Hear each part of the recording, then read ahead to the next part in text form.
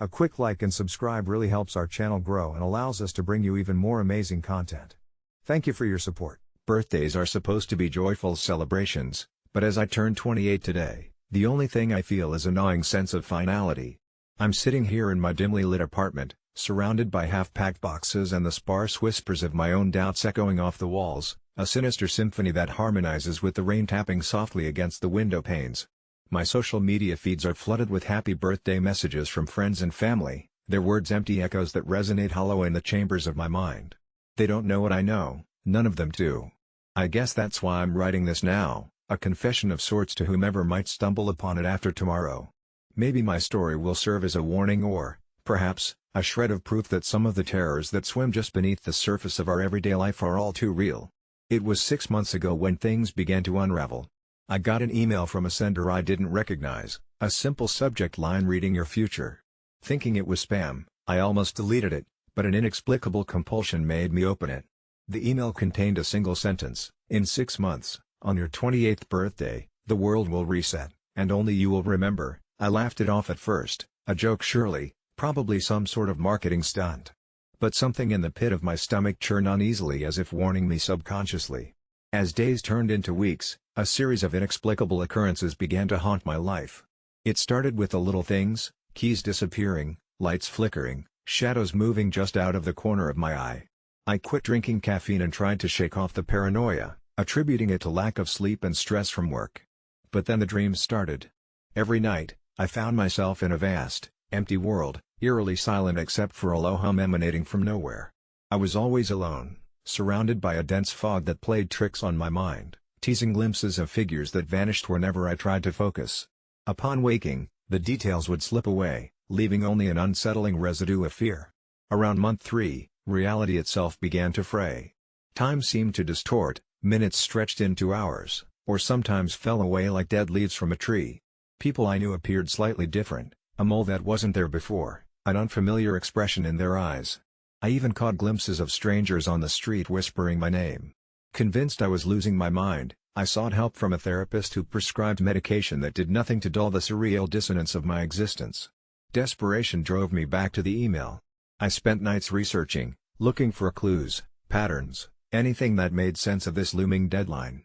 I found forums, corners of the internet filled with people like me, receiving cryptic messages, sharing a vision of an impending reset. Most posts were filled with hysteria, but some claimed they could stop it, talking of rituals or extreme acts of sacrifice. Their ambiguity and lack of coherence left me skeptical, but the sense of camaraderie was a lifeline. 5 more months passed in a haze, reality tying knots around my brain. I retreated from friends and family, their faces now unfamiliar masks I couldn't trust. My nights were spent poring through conspiracy theories, ancient texts, and urban legends, desperately seeking an answer or way out. It's now the eve of my birthday, and I'm no closer to understanding what's happening or what's about to unfold. There's just one thing I cling to, a recurring fragment from my dreams, a voice that finally broke through the hum, a child's voice. It said, "Open your eyes," just before everything went dark. I woke this morning resolute, the clarity paradoxically arising from a decision to embrace the inevitable. I'm prepared to end it tomorrow, before it can end me, but there's a part of me whispering that perhaps this darkness isn't something to fear. The strange serenity I find myself in tells me that maybe, just maybe, the reset isn't a cataclysmic end but rather a chance for rebirth, a cleansing of the chaos plaguing my reality. And yet, as I pen this last rambling confession, doubt seeps back in, mingling with the rainfall outside, whispering, "Save yourself." Tomorrow I will walk to the edge of reason, clutching the ties to my intangible whispers. If this is my end, reader, remember my story not as a descent into madness but as a testimony to the terror lurking beneath our fabricated normalcy. If you wake tomorrow remembering something you cannot place, a face, a world, a life, perhaps you've survived another reset. And perhaps, so have I. I've always considered myself a rational person, never one to delve too deeply into the supernatural. However, the past few weeks have shaken the foundations of my reality and my skepticism. It all began when I received an old, dusty lamp in the mail, an anonymous gift delivered without a return address. Giggles of excitement escaped me as I polished the lamp as a joke, whispers of childhood fantasies dancing through my mind. To my utter shock, a swirling cloud of darkness erupted, forming into a figure, a genie, its presence somehow both chilling and mesmerizing.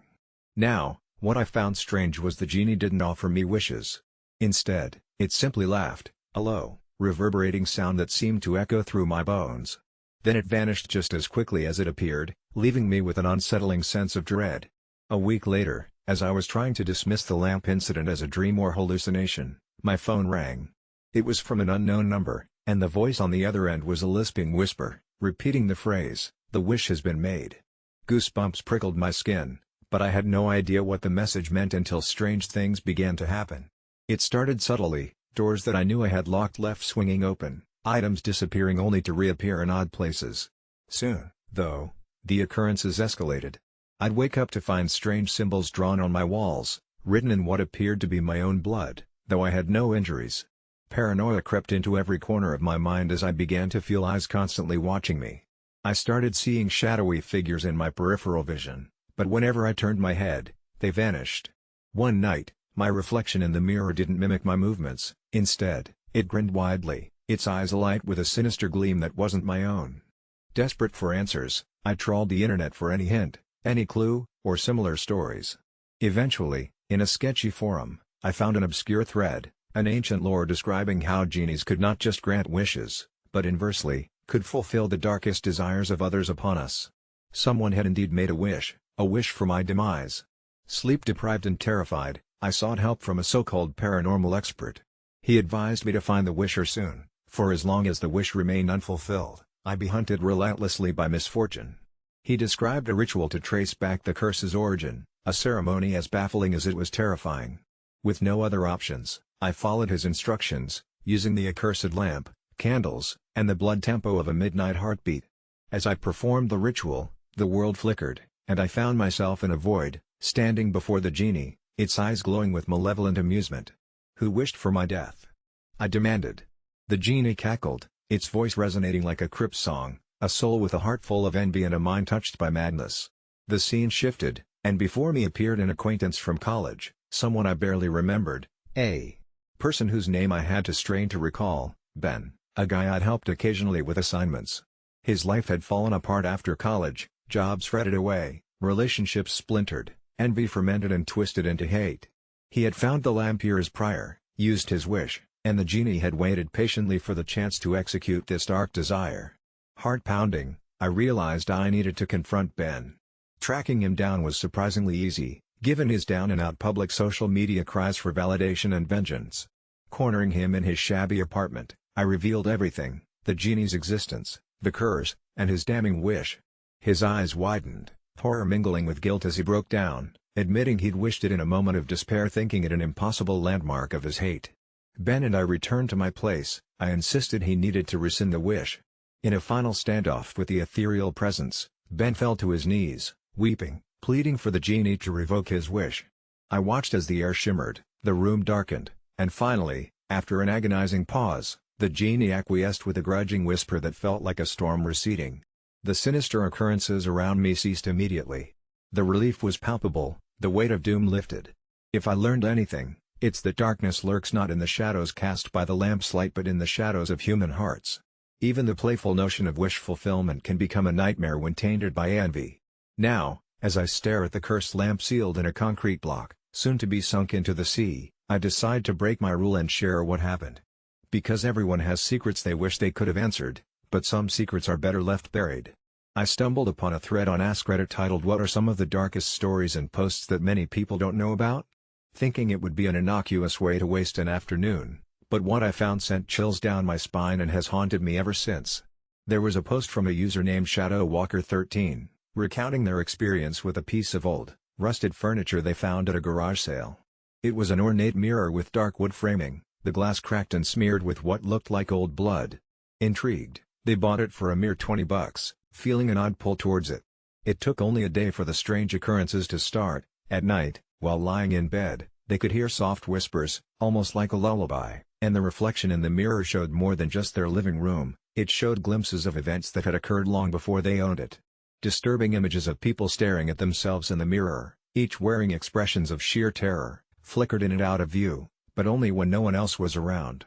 Eventually, desperate for answers, ShadowWalker13 posted about it in various paranormal forums. only to find other users chiming in with similar stories of mirrors that seem to trap souls and show unrealized horrors. Days turned to weeks, and the lullabies morphed into frantic screaming that only they could hear, echoing through the night, and one evening, after another sleepless night, they dared to speak to the mirror, asking who they were. The response was chilling. A pale face emerged for just a split second, lips moving as if to form words they couldn't quite catch, but the air in the room became so cold that they could see their breath. In a panic, they smashed the mirror, a shattering that felt like breaking a curse, only for the glass to reform moments later, a perfect round circle mocking their attempt at escape. With no choice left, they decided to inspect the mirror more closely, scouring the entire frame until, between a knot in the wood, they found a small latch. Hesitating only a moment, they opened it to find a hidden compartment, complete with faded photographs of long-gone families, hushed in haunting sepia tones, faces that seemed to follow their every move. As they flipped through the pictures, the whispers grew louder and more desperate until weeping filled the air. Shadow Walker 13 learned too late that the previous owner had gone missing under mysterious circumstances, and with each night spent in its presence, the mirror claimed a bit more of their spirit, feeding on their fear. The final entry was darker than the rest, laced with paranoia. Shadow Walker 13 could feel the presence behind them, as if it were growing impatient. When they glanced over their shoulder, they saw nothing, but upon facing the mirror, a new face stared back, twisted lips curling into an awful smile. "It's your turn now," it whispered, just before they collapsed into an oblivion of dread, leaving the post unfinished. Intrigued and horrified, I still couldn't shake the feeling that this was more than just a story, and my curiosity got the better of me. I searched for the username and found an additional forum post that seemed to be local news clippings, one about disappearances connected to old antiques, and another about unexplainable phenomena in homes with antique mirrors. It felt real, too real, but I brushed it off until I discovered it had escalated. The posts had gained traction, and more users began sharing their encounters as well. Each story revealed a piece of a larger tapestry, forlorn souls ensnared by relics, haunted by memories left to rot.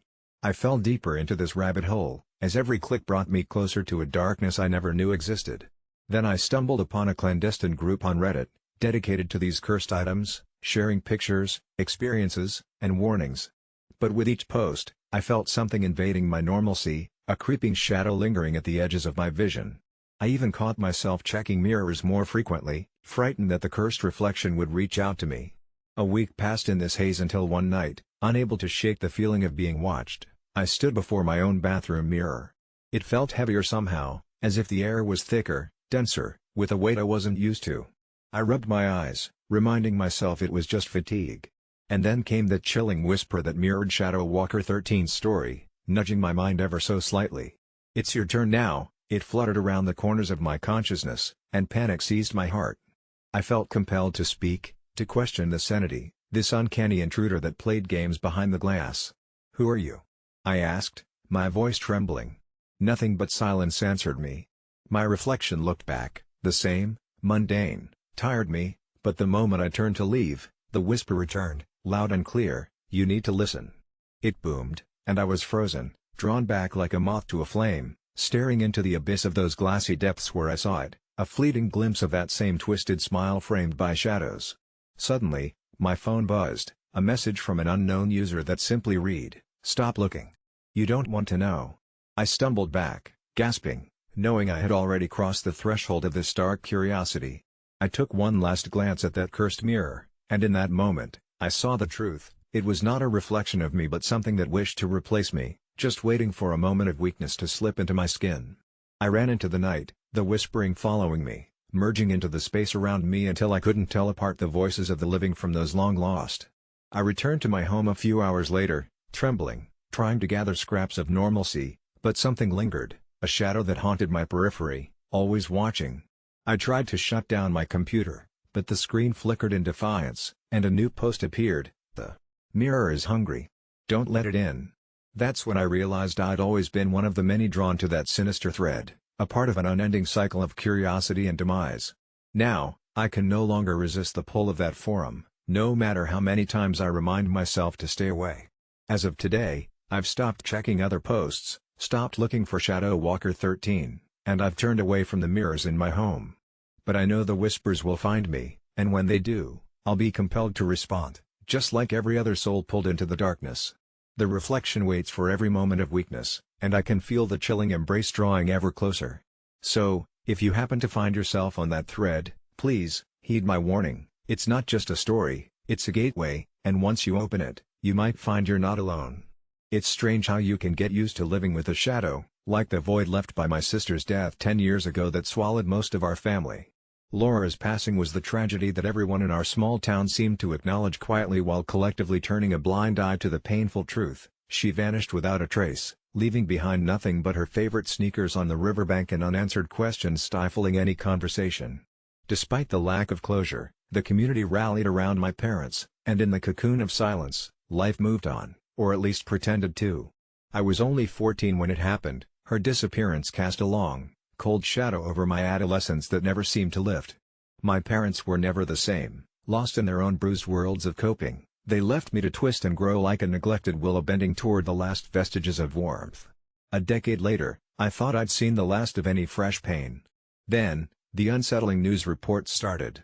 I stumbled upon the first one late on a Thursday night, when a guilty bout of insomnia had me flipping through channels, hoping for something boring enough to lull me to sleep. Instead, I froze, paralyzed by disbelief and an eerie sense of recognition, as the reporter's grave voice narrated a story I never expected to hear, let alone with such haunting conviction. It was a reopening of my sister's case, broadcasted without any warning. The anchor recited details that sent a jolt of alarm through my core, information that was chilling in its rightness yet deeply disturbing in its revelation. Laura Jarvis, aged 17, disappeared on a crisp October evening, leaving little but her worn Converse on the Sydney River shore, the voice droned. But then it twisted into something intimate and almost sinister as it added details of her last known frames on a CCTV, showing more of her evening walk than we'd ever been told, where she'd lingered, whom she might have met. I sat glued to the television screen, the all-too-familiar ache in my chest morphing into something spikier, as if pieces of truth were trying to pierce my denial's cloak. Intrusive, indeed, as the report trespassed through memories I had carefully buried, unpacks parts of our family's history intertwined with the town's secrets and whispers I was never privy to. I was about to share this new anguish with my parents when the air shifted around me, the TV's neon hue the only company in the thick silence. Something was deeply amiss. These channels never reported such cases so thoroughly, certainly not rekindling old fires with such precision. The days slithered by with more peculiar broadcasts following, hushed narratives of encounters long forgotten, as if the television were a spectral storyteller reviving a ghost with every headline. It didn't stop at rehashing events already woven into my bones, it began revealing pieces no outsider should have known. Detailed accounts of Laura's closed-door confessions about an unseen tormentor, revelations startling in their specificity, ones that struck nerves only a sibling could feel resonating with guilt and credence. Suddenly, everyone knew about the bruises she'd brushed off as clumsiness, the uncharacteristic lateness after school. Local media feasted on this newly acquired morbid interest, and I felt the town buzz with a grotesque kind of excitement, a revived thrill of a decade-old mystery. Something peculiar was intertwined with these reports. They didn't just enlighten, they planted seeds of paranoia. Living in a town where privacy is both respected and resented, these broadcasts were not only salt on the wound but a scalpel cutting through carefully healed seams. I found myself drawn into a rabbit hole of news clippings, editorials riddled with veiled accusations, and blurry video analyses that had cropped up on online forums. It was as if some unseen hand was puppeteering from the shadows, orchestrating a symphony of madness tuned to my sister's frequency. The real horror, however, wasn't just the unearthed past. It was the chilling accuracy of these reports that got under my skin. Details I hadn't even been privy to, moments that no one but Laura could have known. It was as if the veil between life and death had worn thin, her tale being spun anew from the fibers of some ghostly ether. I debated reaching out to the network, but each time I lifted the phone, an inexplicable dread seized my courage. Some part of me urged that pushing for answers might open doors best left closed, doors I wasn't sure I could bear peeking behind. But the questions clawed at the back of my mind, ravenous. How could they know?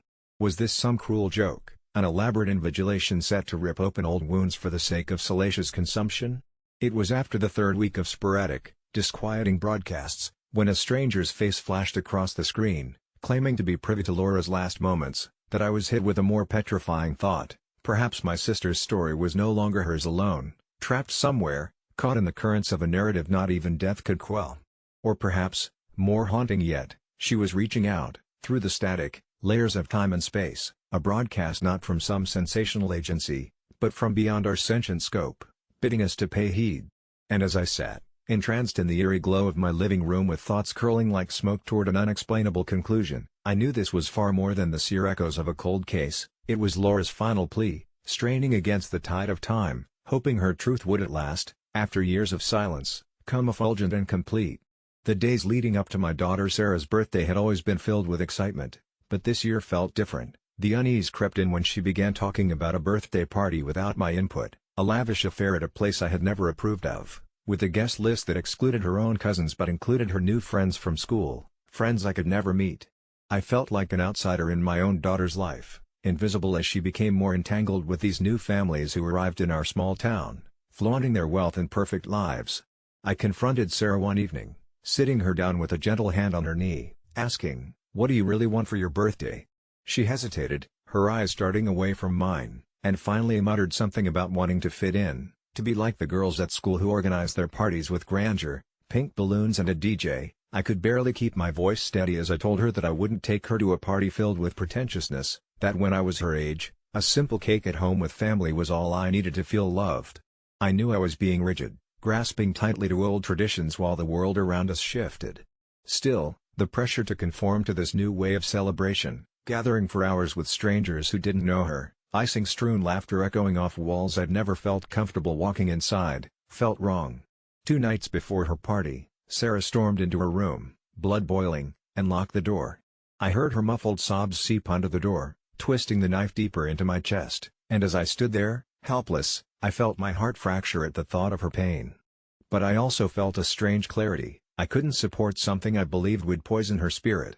I decided, with a heavy heart, that I would not take her to her own birthday party, no matter how much she begged or how furiously she threw her words like rocks at my heart, telling myself it was for her own good. I locked myself in my resolve.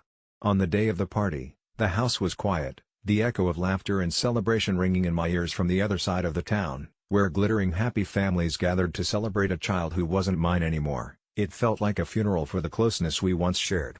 Hours ticked by, and I could feel how foolish I was for thinking Sarah would approach me with understanding. She came down just as twilight painted the sky in blues and purples, her tear-streaked cheeks shimmering with the sheen of hurt. "You ruined my birthday," she said, her voice flat yet piercing, and I was left reeling from the impact of her words. For the first time, doubt snaked its way into my mind. Was I the asshole? My friends weighed in as I wrestled with my decision. Some praised my commitment to authenticity, while others condemned me as the villain in a father-daughter drama that should never have played out in such stark light. Later that night, after the party lights had dimmed and I sat in the lonely dark of my living room, the unmistakable sound of laughter drifted through the open window from 2 blocks away like the mocking of my own failure. I did the worst thing imaginable. I browsed my phone for pictures. Sarah's friends beamed, her face plastered with forced joy, and I could see how miserable she actually was behind the smile. But all I felt was suspicious relief as I dissected every unease in that moment. She posted a picture with a caption meant to mask the pain, and morbid curiosity drove me to the comments, where family members praised the day and told her how beautiful she looked, and the horrifying truth sank in. My daughter was crafting a porcelain facade to fit her life because her self-worth was tied to the approval of strangers who would never know the real her. I woke Sarah up just before sunrise, my heart screaming for her to forgive me. "I'm sorry," I said, tears spilling down my cheeks as she blinked in confusion. "I should have taken you." But she pushed me away, mumbling how she never wanted to see me again, and the finality of her statement set me on a path of despair that I never thought I could navigate. Days turned into weeks and the distance between us grew as she threw herself deeper into her new friendships, her voice fading into echoes in our hallways. I could feel my own sanity unraveling, the specter of my decision haunting every corner of our quiet home, memories flickering like dying candles. I sought advice from online forums, the rage of others confirming my suspicions and yet confusing me further, friends and strangers, each claiming my parenting style would shape her future, but would that future be one of resentment? I tried to weave attempts at connection, casual talks at dinner that devolved into awkward silences, and the more I told myself this was my penance, the more I slipped into a void of spiraling paranoia. One chilled evening, while stalking photos of her on social media, a comment caught my eye. It was one of her friends claiming that Sarah had said she couldn't wait to ditch her dad and live independently as soon as she graduated. The words dug into me like knives, severing the last ties of hope I had for reconciliation. Amidst sleepless nights, Plagued by nightmares of Sarah's future, a lonely reality devoid of a father's love, I finally decided to confront her one last time. Standing in her doorway, I begged, "Sarah, I'm trying to understand, please talk to me," my heart racing in a mixture of fear and longing. She looked straight through me, a shroud of hurt mingling with teenage defiance painted across her features, and her response was a simple, hollow, "I don't care." I was shattered, left standing amid the ruins of our relationship, too late understanding the depth of my mistake. I had assumed the rigidity of values would uphold her, but I hadn't just lost a daughter that day, I had lost the person she might have become.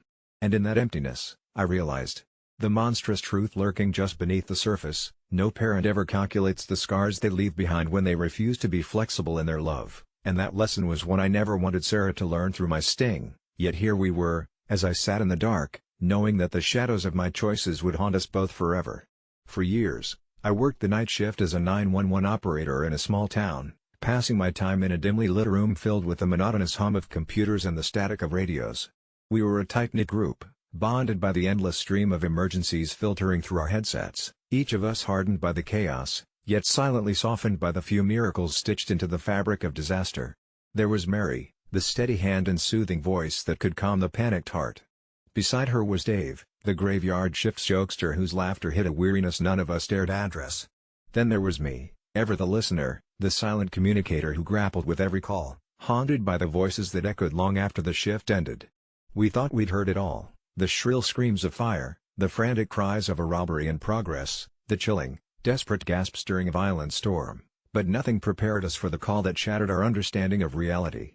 It was just past 2 a.m. when my phone line crackled to life, an almost fleshy whisper slithering through the static, sounding like it echoed from miles away, or perhaps from another world altogether. A child's voice carried over, trembling, the words hitching like they were climbing over sobs. "Help me," they pleaded. "The man in the mirror won't leave." A peculiar chill crawled down my spine, a sensation foreign to my otherwise jaded senses. It wasn't unusual to catch prank calls or cryptic messages from sleepless pranksters, yet there was a haunting sincerity to this plea, a raw desperation that suggested a tangible terror. I followed protocol, asking for the name, the location, but the reply I got was a gut-twisting, "He's here now." He just smiled. The line went dead, leaving my heart pounding like a frantic fist against a locked door. A chill silence fell over the room, an oppressive blanket of unease that settled thickly. Everything felt wrong. The displaced shadows cast by flickering monitors flickered menacingly. Mary, sensing my distress, glanced over, her quizzical look shifting to one of alarm upon seeing my expression. Without a word, I replayed the call, amplifying the whisper through the central speakers. Each pause, each distorted breath echoed, twisting into something sinister and alive. The air crackled with tension, a tangible electric hum as though the room itself was reacting. Dave, usually unflappable, looked visibly unnerved. "This sounds like..." He hesitated, searching for a rational explanation, but failing spectacularly. His humor was missing, leaving only the raw edges of inexplicable dread. We decided to trace the call, diving into a maze of digital footprints that led to an abandoned house miles away, clipped with rumors of hauntings and voiced curses that carried through the night wind. It was notorious among the locals as the Mirror House, a monument tangled in tales of crazed reflections, where those who ventured inside claimed to see shadows of their own deaths, anguished nightmares etched into every reflective surface. Driven by the need to protect the voice that had reached out to us, we called in the closest patrol car. Officers Jennifer and Mark responded, heavy skepticism trailing their every word. As we stayed on the line with them, our breaths synchronized with the static, a nervous connection that tethered us to their movements. They approached the property cautiously, transmitting live as they breached the eerie silence of the house's threshold. Each creak of the floorboards echoed with eerie precision through our headsets, immersive and chilling. Jennifer described the oppressive aura, the way the air seemed to chill exponentially as they moved deeper into the house. Mark called out, his voice breaking against the shadowed walls like a rapidly dissipating echo. Then, they found the mirrors. Endless and unsettling, reflecting not just their images but something else, a feverish play of shadows that danced unsettlingly, like puppets on strings of malice. Inexplicably, the mirrors multiplied. Mark's breath caught, a choked sound that spiraled into a scream cut short. Jennifer gasped, whispering hoarsely through the line, "The reflection. It's not us." We heard the chaos. Jennifer's headset crashed to the floor, scraping sounds, desperate footsteps, each intake of breath a choked symphony of horror. Then, silence. We tried raising them repeatedly, our hands shaking as fear seeped through. Hours passed, felt like an eternity of inaction, our thoughts spinning into dark spirals. The next call we received was from dispatch. The house had seemingly folded in on itself, an impossible implosion that left only fractured glass reflecting a nightmare tempest. No trace of Jennifer or Mark was found, just the whispering wind playing out a sorrowful dirge across an empty lot.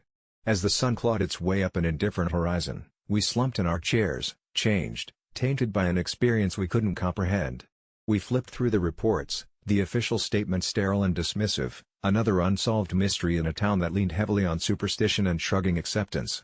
In the days that followed, I quit. Even as I stepped away, the whispers lingered, pulling at my sanity. The calls dwindled, as did the once unshakable camaraderie of my colleagues.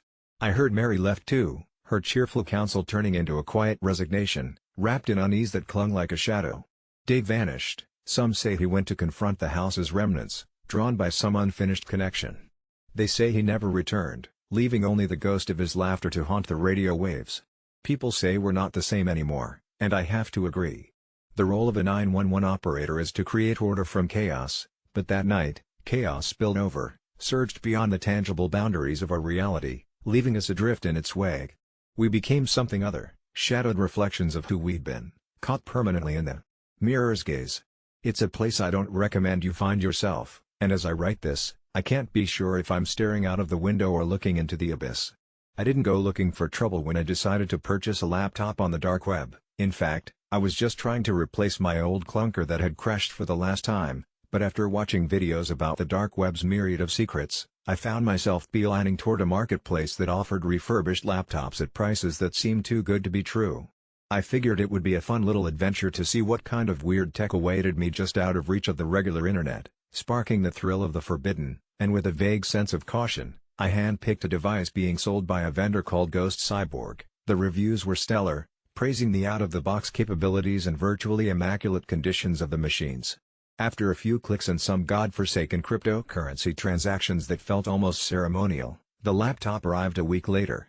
It was sleek, black, and came with a comforting weight that implied durability. However, from the moment I powered it on, a sickly chill crawled down my spine. The screen lit up displaying a mesmerizing array of intricate code running so fast, I felt like I was staring into a digital universe where time lost all meaning. I shook off the feeling, convincing myself it was just an elaborate way to start a system, and once I logged in, the eerie wonder morphed into a mixture of curiosity and mild dread. As I explored the OS designed to resemble a standard interface, I discovered a folder named Special. Compelled by the inexplicable urge to delve into the unknown, I opened it, finding a plethora of encrypted files with bizarre names like Project Necronaut and Eclipse Protocol. Against my better judgment, my finger hovered over the first one and then clicked it, my screen flickered, and the atmosphere in my dimly lit room shifted. Videos began to play in rapid succession, depicting graphic scenes of clandestine meetings and experimentations with subjects too terror-stricken to comprehend what was happening. I knew I should have closed the laptop immediately, but I was entranced, as if the depths of the screen were calling to me in hushed whispers. As I sat there, eyes glued to the chaos unfolding, I suddenly heard a low buzz behind me, as if a hornet had taken residence inside my walls. My heart raced. I turned to find nothing. Just my empty room. When I looked back at the screen, a new message popped up in blocky green text: "We've been waiting for you." Laughter erupted, from where, I couldn't tell, but it saturated the air, echoing like a mockery of my growing fear. I slammed the laptop shut, breathing heavily, but my pulse quickened when I realized the chilling laughter amplified as the laptop remained closed. Against all reason and instinct, I reopened it, knowing somewhere deep down that what I was experiencing was no longer just a glitch. The mockery morphed into quiet whispers of my name, the voices sounding disturbingly familiar like echoes of painful memories, and I quickly closed it again, this time hoping to never look back. No luck. The laptop would flicker to life at odd hours, demanding my attention as if it were a living entity, and pushing me deeper into a spiraling rabbit hole of encrypted codes and monstrous revelations, each click feeling more like a pact than mere curiosity. Sleep became a fleeting luxury, shadows started moving in my peripheral vision, growing bolder, overlapping with the kaleidoscope of terror that filled my waking hours. Friends noticed my descent, their faces clouded with concern as they asked if I was all right, but how could I ever explain that the laptop knew my name, knew things about me that even I had locked away? The laughter became a soundtrack to my life, followed by those whispers that sent ice through my veins each time I sat down to work. Ghost Cyborg felt more like a master than a vendor. Despite my efforts to cleanse my digital footprint, I felt like a marionette bound by invisible strings, and every time the laptop chimed with a new notification, I felt my sanity dangling on the edge, waiting to plummet. One night, exhausted from weeks of sleeplessness and mentally vacant, I let curiosity get the better of me, clicking on the Eclipse protocol file, and the world around me began to dissolve. The screen displayed a darkened room packed with churning shadows and a single brightly lit circle where bodies were sprawled, lifeless. Staring in horror, the whispers turned loudly insistent, commanding me to look closer, and as I did, I recognized the faces, the missing people from my town's news reports. I recoiled but was held captive by the image, and the laughter returned, morphed now into screams I could feel gnawing at my senses, demanding to know who I was going to tell, and what punishment I deserved for having intruded upon their space. Paralyzed, I barely managed to shut the lid of the laptop once more, and I made up my mind then, I had to rid myself of it, but every attempt resulted in my efforts being thwarted, doors locking that had never been locked, friends suddenly going missing, shadows forming shapes at night that resembled figures I knew too well. Every action became a frantic dance born of dread, yet there remained something magnetic about that laptop that I couldn't shake. I wanted answers, but not at this cost. Each time my fingers brushed the cold machinery, I was confronted by a tangle of horror and despair that threatened to consume me whole. The last straw came when I caught a glimpse of myself reflected in the screen, eyes hollow, skin pale, a specter of who I used to be. But I was not alone. Behind my reflection, emerging from the darkness, a figure lay waiting, just outside the reach of the screen. It was me, twisted beyond recognition, grinning from within a void that reflected my own terror. With every ounce of strength, I sent the laptop crashing against the wall. It shattered, many shards exploding, but the screen remained intact, alive with that damned laughter, still mocking me. The shadows receded, but I knew it was the calm before the storm. That very night, I heard the whispers again, pleading me to come back to what I thought I had destroyed. Days bled into weeks, my friends became concerned, their voices muffled by the darkness closing in. I cleared my room of anything that resembled a tech device, but their presence clung like a rancid stench I couldn't wash away. I sat in silence, isolation creeping like icy fingers around my thoughts, but just when I thought I might find peace, a knock came at my door. My heart sank as I gripped the edge of my chair, unable to respond, and I heard their voice, Falk, a friend I'd lost to desperation over my descent. I hurried to open the door, but the moment I stepped out into the hallway, I was greeted by an empty floor. And a warning message on my phone: you can't escape what's already inside you. Panic clotted my throat, my heart pounding against its cage. Then I heard it, the relentless laughter pouring through, coaxing forward like an invitation, making it painfully clear I couldn't escape the story I had unwittingly become part of, and I was left to ponder, with looming dread, who the true monster was, the dark web, the laptop, or the reflection that grinned back at me with an unsettling familiarity. I've always known the job came with quirks, but nothing prepared me for the reality as a tribal correctional officer on the margins of the world, where legends still wove through the fabric of daily life like whispers carried on the wind. My first day set the stage with a list handed to me. Darlene, the seasoned officer, her eyes carrying the weight of 1,000 untold stories, instructed, "These are the 5 rules you must follow if you want to survive here." Rule 1 was deceptively straightforward: never cross the threshold of the visitor's center until the sun had fully risen. At first, this seemed like mere formality, perhaps a nod to local tradition or just typical early morning protocol. But when I broke it, eager to catch a glimpse of the inmates' morning routines, the shadows seemed to ripple and shift perceptibly, as if the walls themselves resented my untimely presence. The brisk, northern wind bit through my uniform, echoing with a persistent, low moan. Soon enough, I realized Rule 1 wasn't about morning routines, it was about the protection afforded by the light of day. Rule 2 bound us tightly to the territory's spiritual roots: never touch the iron gates unless you had first walked the sacred grounds, a small patch of earth cradled by ancient trees behind the facility. An odd practice, to be sure, yet breaking it once taught me an unforgettable lesson. An icy surge coursed through my veins upon touching that cold, rusty metal without paying respects, leaving my hand numb and tingling for hours.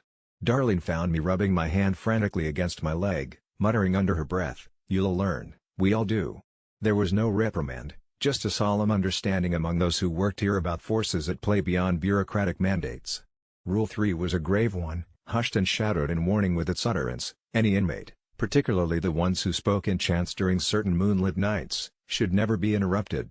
Interrupting these low, vibrational hymns could trigger things that were best left undisturbed.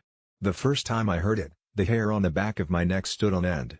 It wasn't language as we knew it, it was primal, affecting the air, setting it abuzz with invisible electricity. We were to walk away, offer a silent prayer, and let the chant run its natural course, for the stories passed down spoke of spirits called forth and shackles unseen clanging against ethereal bars when their rhythm was halted. By the time I encountered Rule 4, I was well versed in the uncanny: never eat food left unaccounted for in the mess hall, no matter how innocuous it seemed. An offering, it was said, to the ancestors who watched over the grounds. One bite from an unmarked apple left on a counter too tempting in my early days there sent my world spiraling. Hallucinations of figures towering over my bed at night ensued, and Darlene found me wandering the halls at midnight, caught in a sleepwalking nightmare unable to wake. She led me back to my bunk, all without a word, just a knowing shake of her head, before she rattled off a cryptic prayer at the foot of my bed. The fifth and final rule was the most perplexing, hinted at with half-breathed anecdotes: never linger near the old cemetery after hours. Nestled just beyond the corral, it lived under perpetual fog as if nature herself whispered sorrow over its resting occupants. The night I neglected that rule, enthralled by the moon's distorted reflection in the mist, was the night I finally understood. I heard a voice, an impossible, deep resonance that thrummed in spaces between sound and silence. "You don't belong here," it spoke, not through threat but a mournful decree. Each step I took back towards the facility, the vegetation seemed to clutch at me, windswept and pleading. It was then Darlene found me, her lantern's light casting a glow, and with a voice as ancient as the lore she uttered, "Every place has its rules. Ours just come from deeper roots."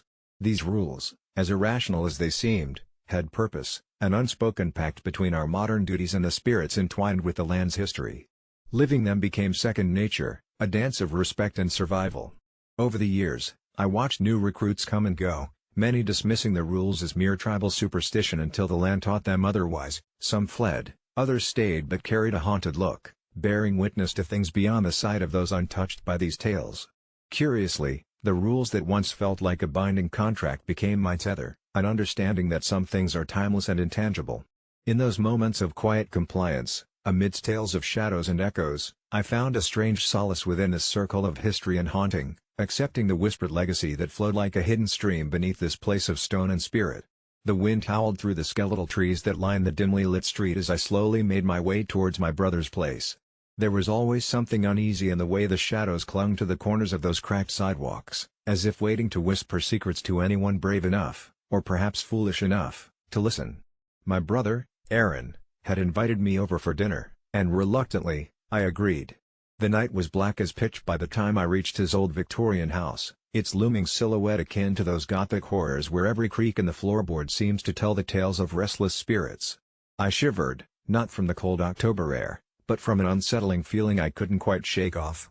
As I opened the creaky gate and stepped onto the overgrown path, I caught a flicker of movement from one of the upstairs windows, but when I looked again, the curtain rustled back into place, the room above disappearing into an abyss of darkness. It was nothing, I told myself. Just kids playing. Aaron had 2 children, Tommy and Lizzie, both under 10 but with the combined chaos of a tornado. The moment I stepped into the house, I was met with an overpowering scent of something burnt mingling with cinnamon, an assault on the senses if ever there was one. Aaron greeted me with a slap on the back, acting like all was well, as if we hadn't spoken less in the last 6 months and I wasn't here out of some obligatory need to reconnect. But his smile faltered for a split second, his eyes betraying a hint of tension. That's when I knew something wasn't quite right. Dinner was a cacophony of noise, the television humming some cartoon theme song and the kids clattering about, speaking a language only they seemed to comprehend. Lizzie chattered incessantly, recounting some tale of playground heroics, while Tommy intermittently poked his sister, obviously finding joy in her escalating irritation. Their volume rose, unchecked by Aaron or his wife, Claire, who only threw a desperate, "Boys will be boys," my way. When my patience wore thinner than the soup Claire had served, I leaned across the table and muttered to Aaron, "Your kids are wild, man. They've got no home training." It was meant to be a gentle nudge, but the words tumbled out harsher than intended, slicing through the room's uproar. An uncomfortable silence pressed down as Aaron's eyes darkened with something akin to betrayal, a brewing storm beneath a seemingly calm surface.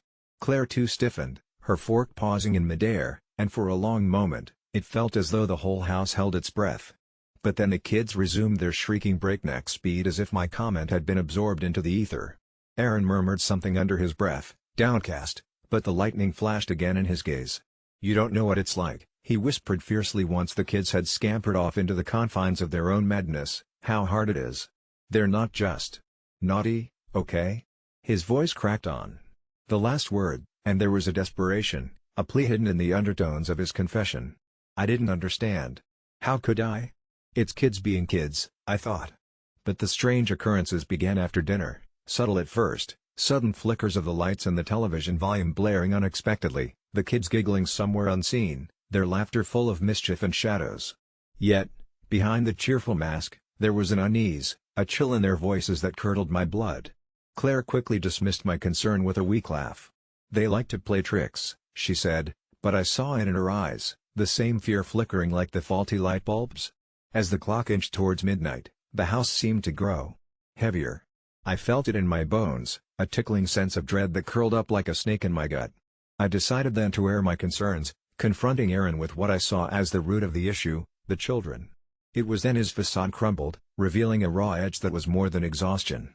Aaron and Claire weren't just struggling parents, they were scared. "Tommy hasn't been himself since Lizzie. Her accident," Aaron confessed shakily.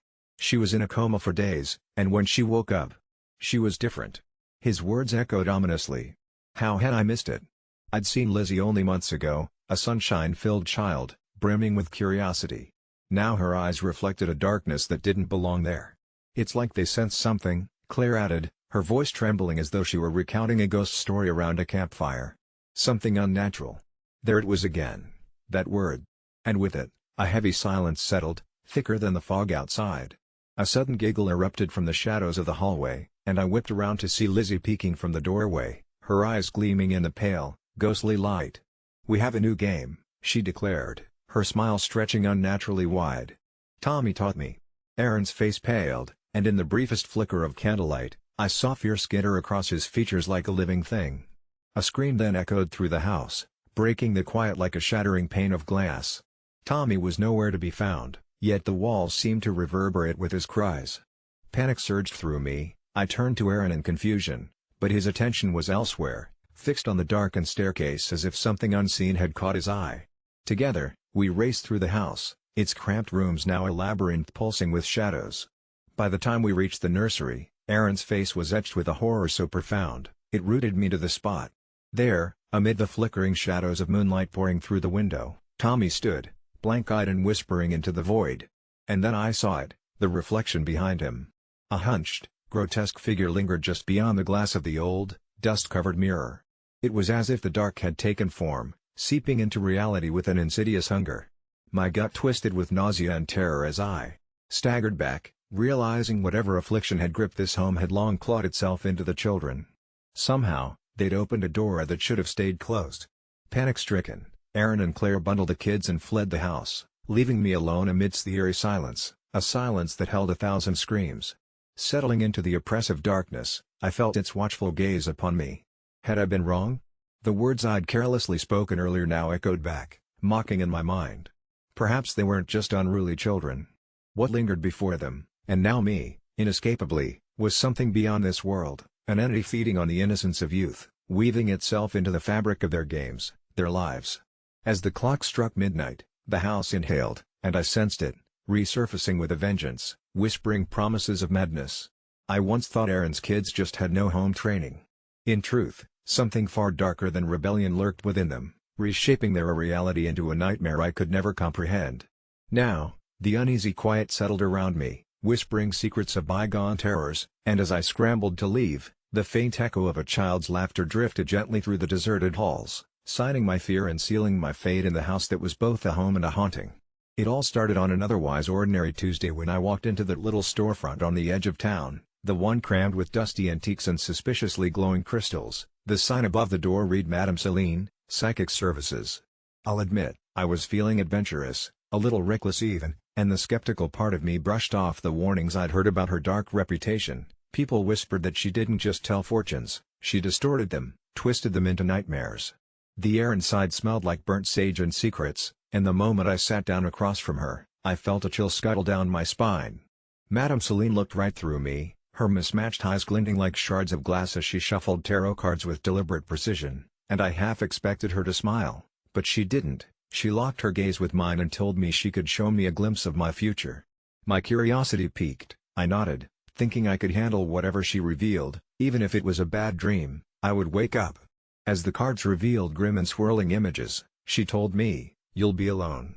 There will be darkness where there should be light," and something in the pit of my stomach twisted uncomfortably at the cruel conviction in her voice. It was a vague prediction, but the way she said it dug its claws into my mind and gripped it in a cold, clammy hand. I laughed it off, of course, pushing back the rising tide of panic, but over the next few weeks, as I attempted to live my life normally, that prediction haunted me. The little things, a missed call, an empty table for dinner, my friends canceling plans, that small voice in my head twisted them into confirmations of loneliness, shaping my actions without me even realizing. I found myself shutting people out, withdrawing into myself as I believed that isolating myself would somehow prevent the bleak future from coming to pass. For weeks I spiraled deeper into this self-imposed exile, until one day, a complete stranger reached out to me. His name was Aaron, and he was charming and funny and filled with light, and for the first time since Madame Celine had laid her curse on me, I felt that flicker of hope. We began to talk and laugh and hang out, and soon enough, I found myself head over heels in what I thought could be the start of something beautiful. But one night, while we were out, an odd feeling washed over me, and I blurted, "Do you think we'll always be together?" I don't know what compelled me to ask such a loaded question so soon, but the look on his face sent a shocking jolt of terror through my chest. He laughed it off, then somewhat awkwardly said, "Who knows what the future holds?" And with that innocuous reply, it felt like Madame Celine's prophecy began unfurling once again. It beckoned me, taunted me, and I pushed Aaron away, convinced that I had to protect him from whatever darkness loomed ahead. We arranged several plans that I inexorably cancelled one by one, each time feeling like a lifeline slipping through my fingers, and eventually, he stopped reaching out altogether. I'd packed the memories of our laughter away in the back of my mind, pushing them to the recesses where I wouldn't have to face what I'd lost, until one day while passing a nearby cafe, a glance through the window revealed him sitting there with a beautiful woman, sharing smiles and secrets, a sharp dagger of regret lodging deep into my heart as the weight of my actions crashed down on me. The realization that I had ruined this, that I had severed our connection based on fear of a future meant mere shadows and smoke, became a haunting inevitability, and as the calendar days turned like pages in a forbidden book, I recognized, too late, I would indeed be the architect of my own desolation. I withdrew further, the spiral tightening until it swallowed me whole, and months passed, my friends faded into distant silhouettes, the laughter that once echoed throughout my life dissolved into mournful silence. Late at night, panic would gnaw at me. What if there was no going back? I confided in a couple of close friends via text message, and their worried responses only compounded my isolation because I could hear their concern through the screens. Before long, the replies dwindled down until they stopped altogether. Every howl of the wind outside was a reminder of my solitude, every flickering street lamp became a symbol of my dark fate. One evening, in a fit of despair, I decided I would pay Madame Celine another visit. Perhaps I could glean more details about this abysmal fate she had foretold, and when I stepped inside that musky store, everything felt eerily similar yet poisonously different, like I was walking into my own grave. She looked older, her presence felt heavier, and when I asked for clarity, for anything resembling hope, her laughter turned bitter. "You cannot change fate, you already have, child." Everything in me morphed into a creature of dread as I stared into her eyes, understanding then that the true curse she had delivered was not the prediction itself, but the self-fulfilling prophecy that engulfed me. I had seen my future distort into a lonely existence crafted by my own hands, brandishing my fear like a weapon until it left me utterly defenseless. I turned to leave, my heart pounding in my chest, when she whispered one final thing that chilled my very being, "You can't run from your shadow, you are its master." I never stepped back into the light of that store again. But by then, it was too late. As the weeks turned into agonizing months, I felt the world outside my window shift. The colors dull and fade like a watercolor painting left to the elements. I accepted my fate, playing the lead role in my own tragic story, alone, until one fateful evening, after months of isolation, I awoke to find Aaron standing at my doorstep, a wild spark in his eyes and a determination that stung. "I just drove past," he said, his voice resonating with the heartbeat of the world I thought I'd abandoned, "and I had to see if you were okay." I stood frozen, grappling with the possibility that I had misread everything. that perhaps the shadows had not finally claimed me. He smiled, and for a split second, it felt like time stood still, hope clashed with the distorted echoes of prophecies and all my fears. But I froze, memories of darkness swallowing me whole, the weight of what Madame Celine said imprisoned me, and just like that, I closed the door in his face, my heart rapidly unraveling.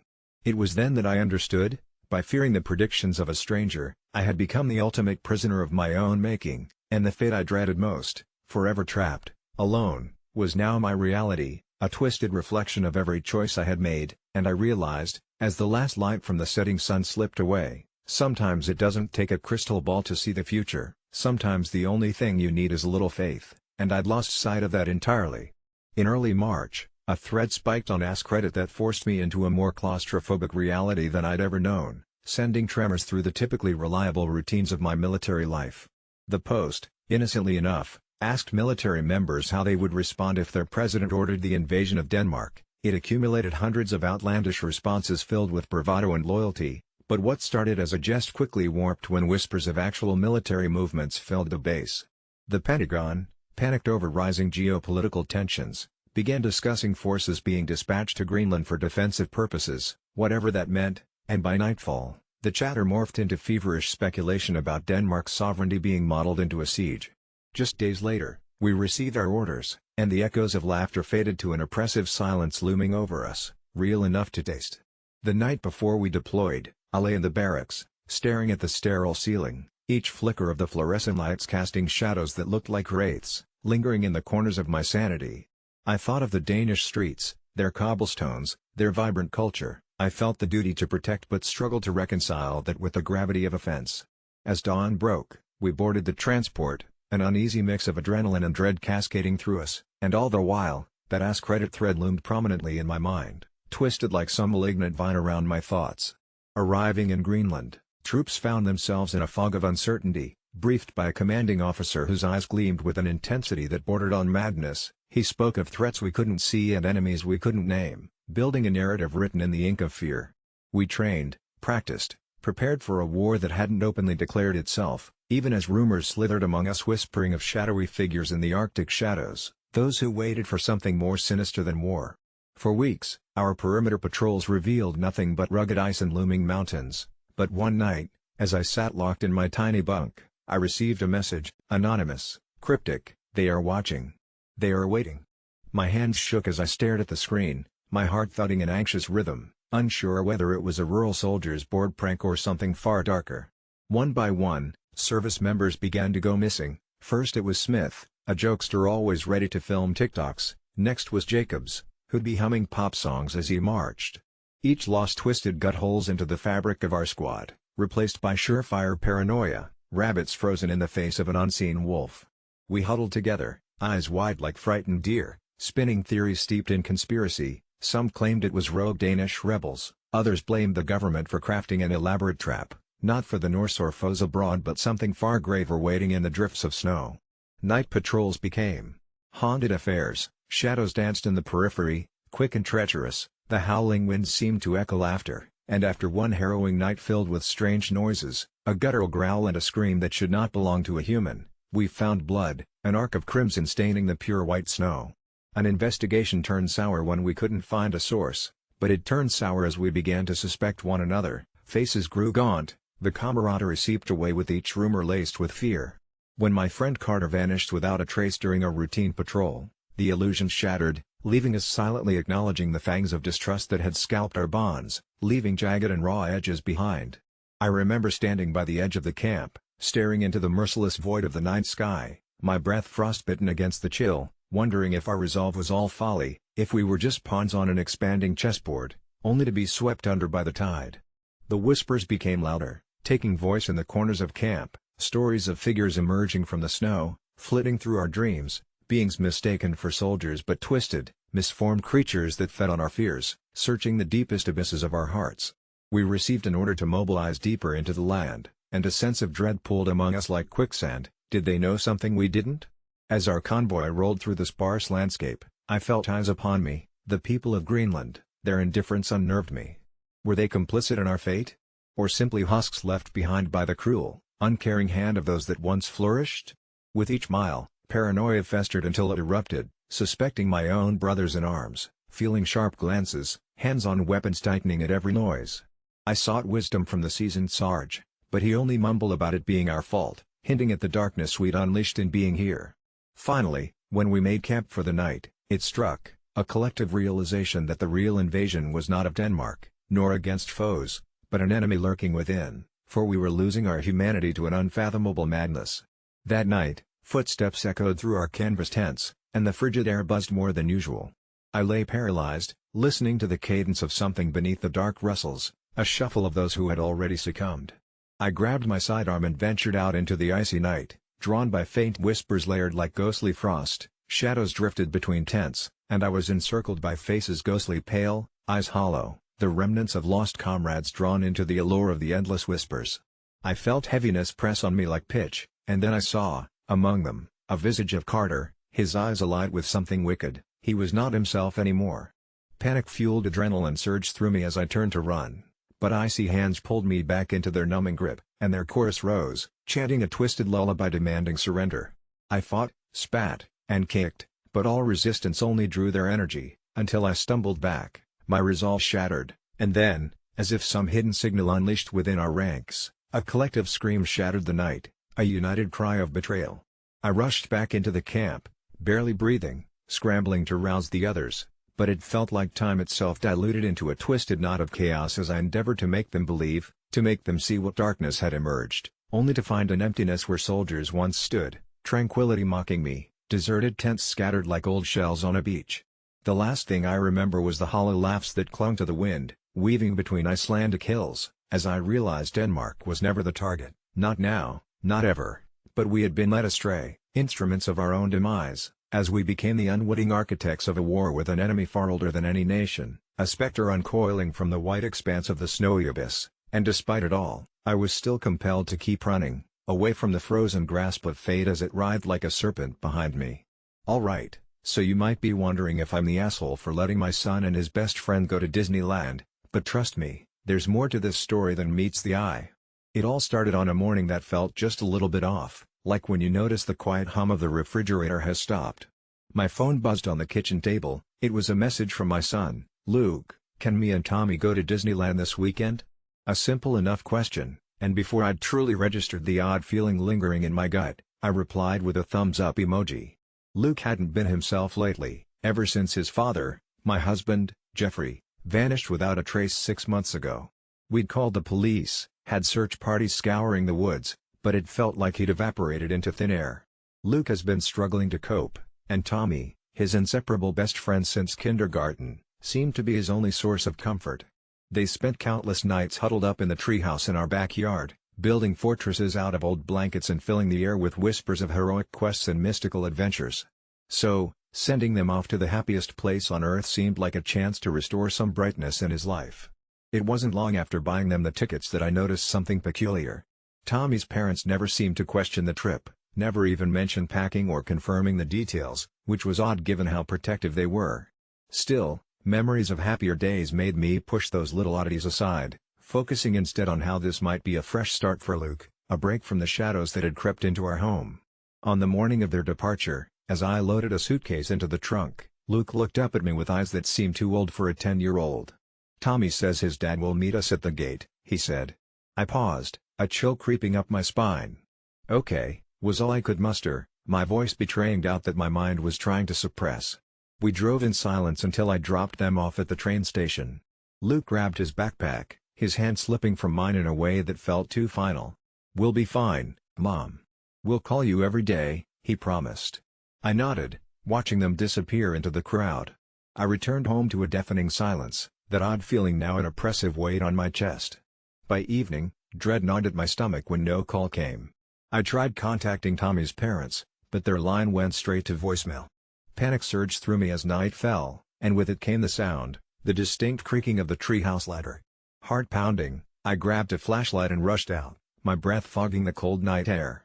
The beam danced through the branches until it landed on a figure, one so out of place that my mind reeled back to disbelief. Standing in the light was an unfamiliar boy, no older than 10, holding something in his hand, a scrapbook. "Who are you?" I stammered, the words barely managing to escape through the lump in my throat. His eyes locked onto mine, and he slowly opened the book to a page filled with photos, Luke and Tommy, but also pictures that couldn't possibly exist, grinning images of them with the fatherly figure in Disneyland, a place they hadn't yet visited. "Run," the boy said softly, snapping the book shut with an eerie finality. I barely remember fleeing back to the house, doors locking behind me. My heart was a relentless drumbeat as I frantically searched for answers. The feeling of being watched became unbearable until a knock at the door broke the tension. I swung it open, irrational hope surging through me, hoping for Luke, for answers, something. But there stood Tommy's parents, their faces sullen and gray, as if all life had drained from them. "We got your message," Tommy's dad started, confusion buried beneath layers of fatigue. "Tommy's been missing for a year now. We never talked about any trip." His words hit me like a storm, forcing me to confront the impossible truth: Tommy wasn't real, at least not anymore.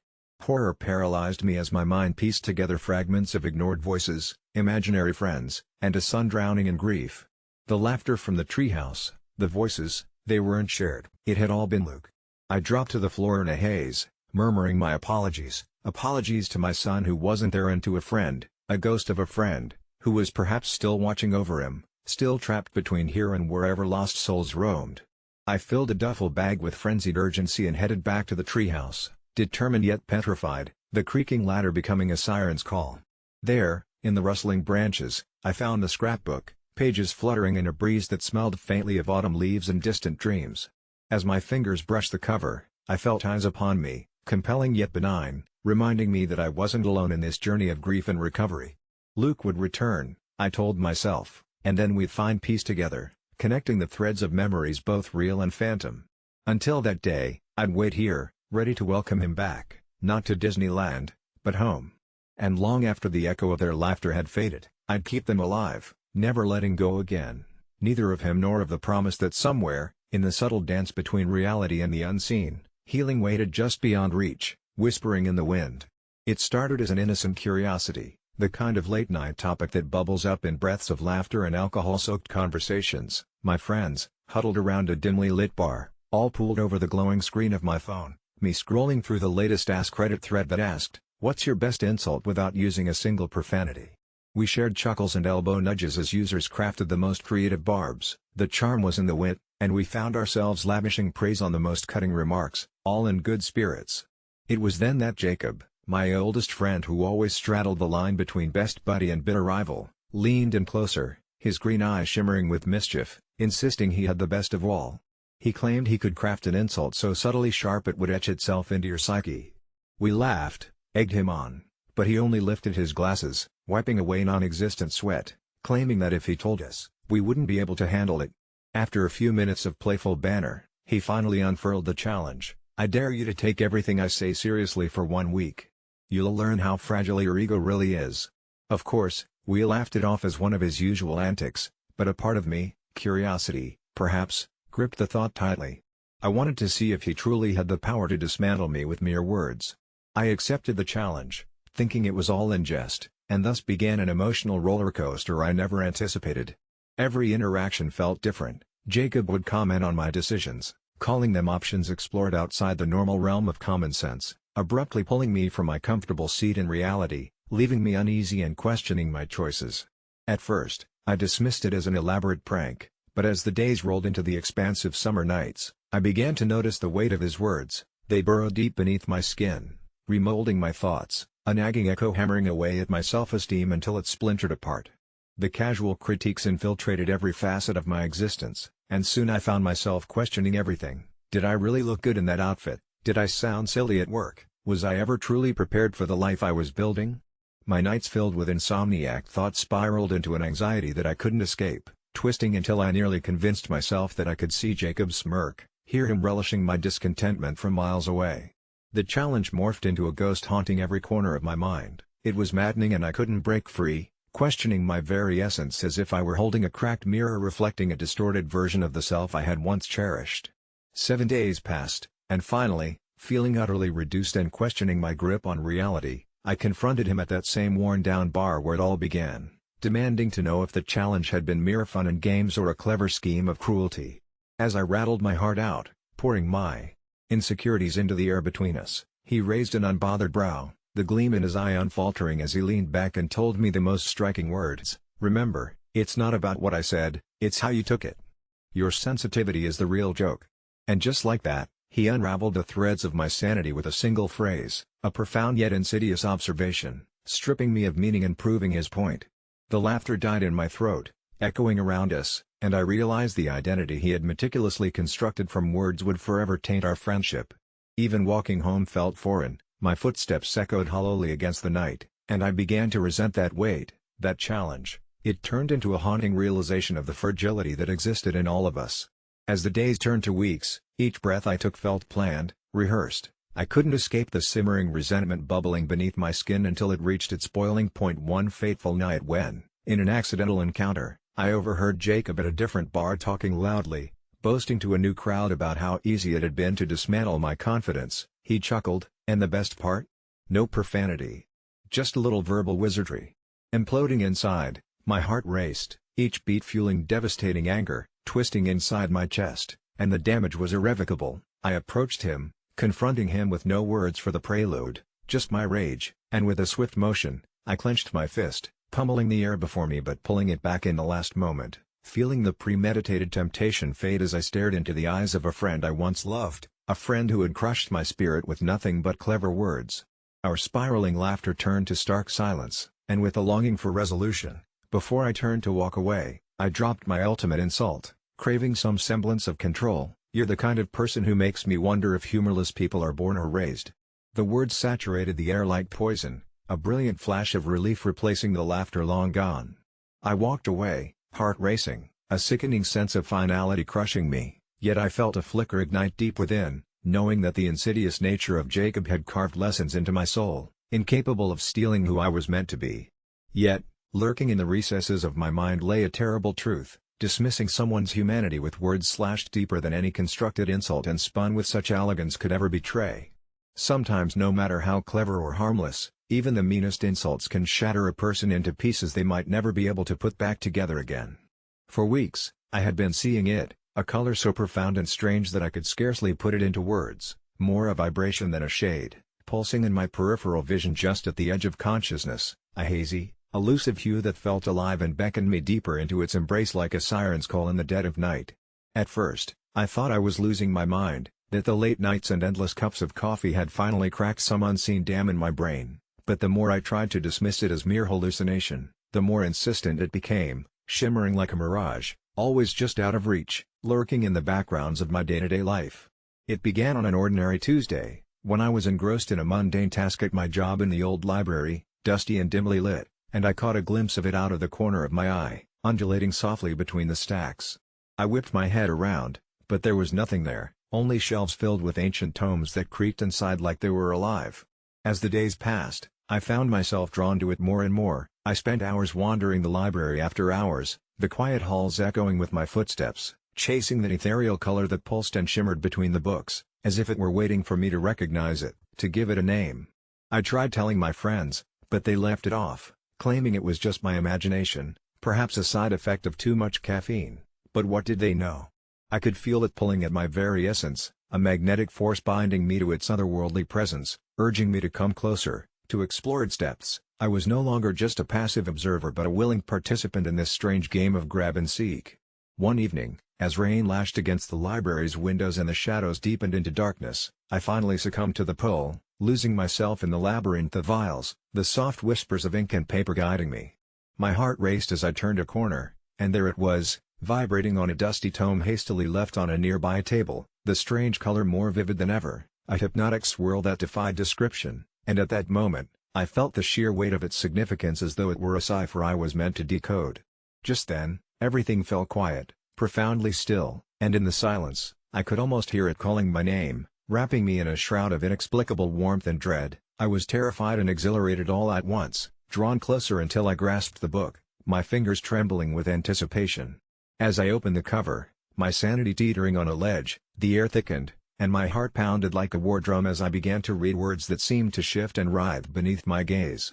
They told stories of a realm unseen, where that indescribable color was a pathway to the unknown, alluring, and sinister, revealing an ancient power that demanded homage, a world teeming with fever dreams and night terrors, where the color whispered secrets only to those desperate enough to follow.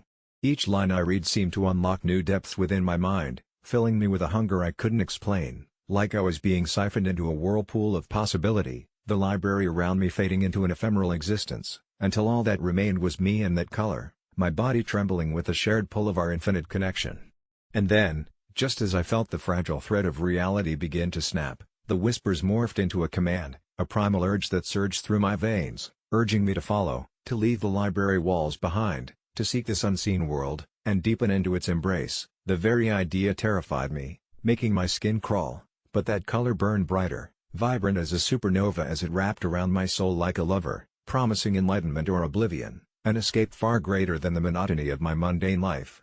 I stumbled backward, the book slipping from my grasp as a cold sweat coated my brow, reality warped as the shadows began to coalesce into forms, dark figures shaped like twisted interpretations of people I knew and loved, my friends, my family, their mouths carved into haunting smiles that chilled me to my core, and somehow, I knew they had come to warn me, but I could barely hear them over the clamoring of the color, drowning their voices in a cacophony of want. My mind was a battlefield, battling between the siren call of the void and the pleading faces that surrounded me, but the truth was that I couldn't shake the feeling that I was meant for more than this life, that perhaps whatever awaited me on the other side of that color could unveil forgotten truths.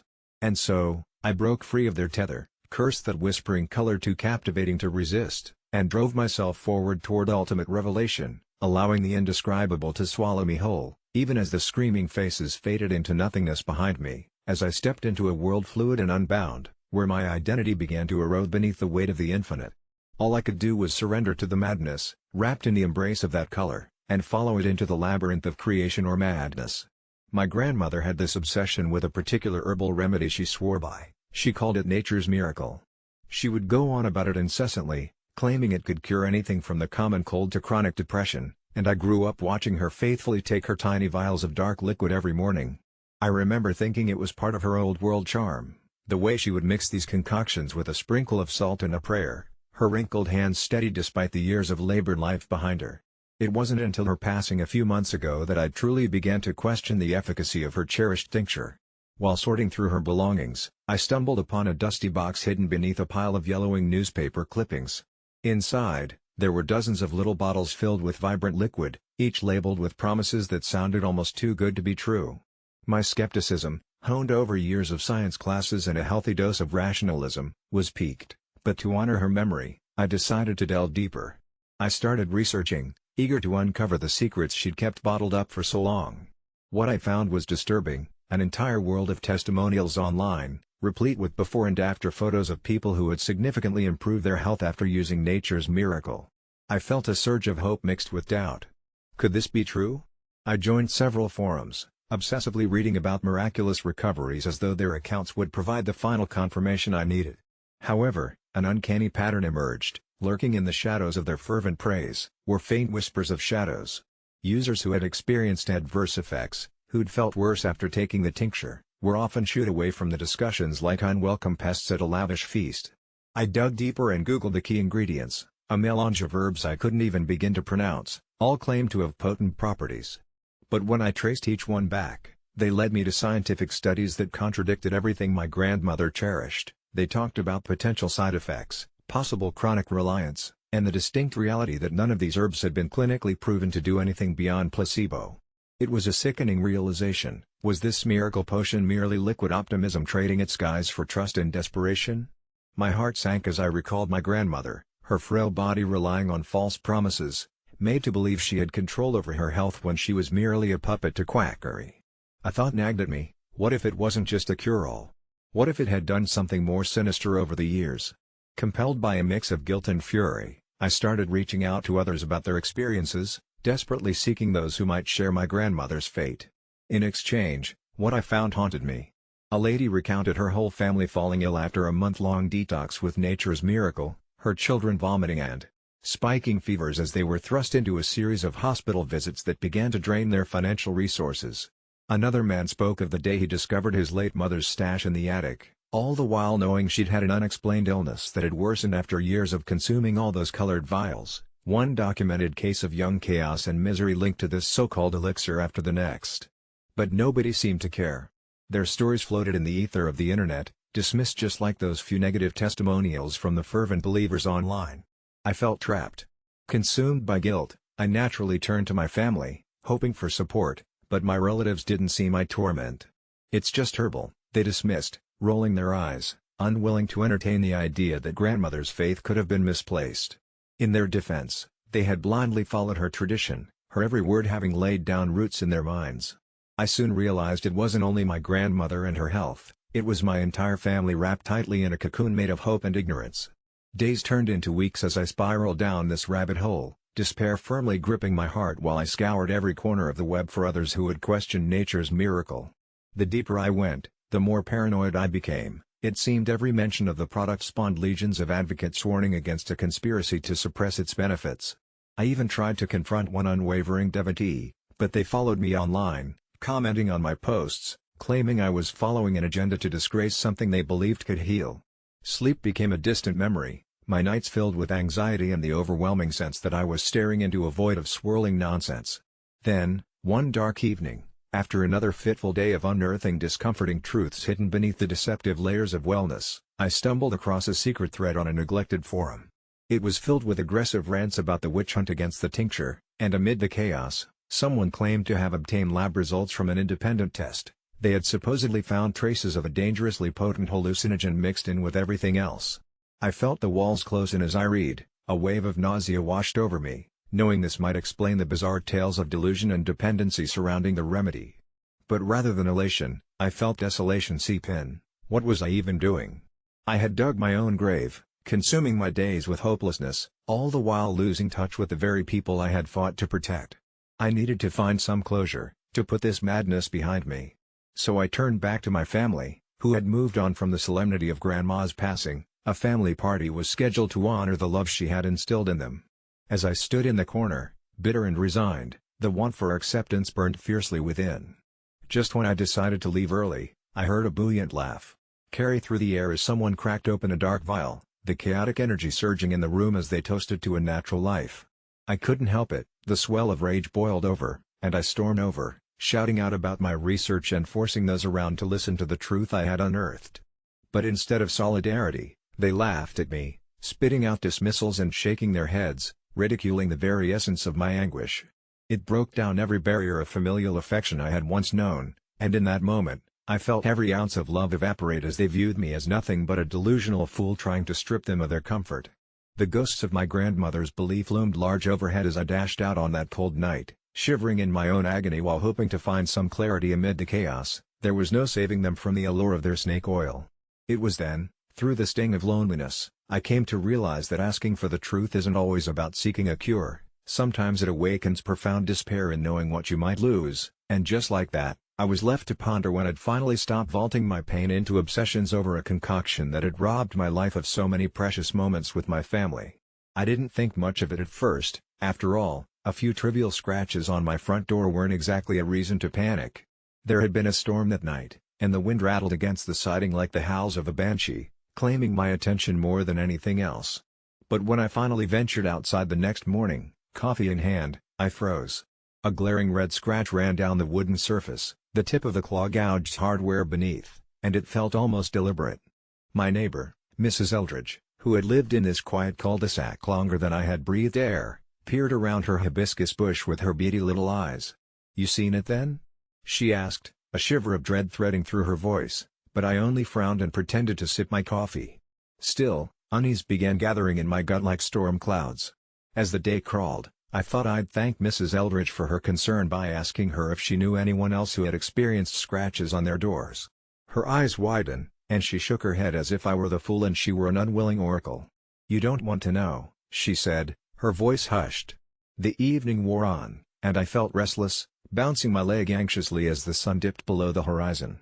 I made myself a dinner of 2 dried chicken and waited. 1 hour passed, then 2, and in the shadows outside, it felt like something was watching me. By midnight, I decided I needed to check the door again. There it was, the horizontal scratch now accompanied by a second, deeper line, as if an unseen predator were intent on breaking in. I dared to touch the jagged surfaces and felt an uncomfortable chill creep up my spine.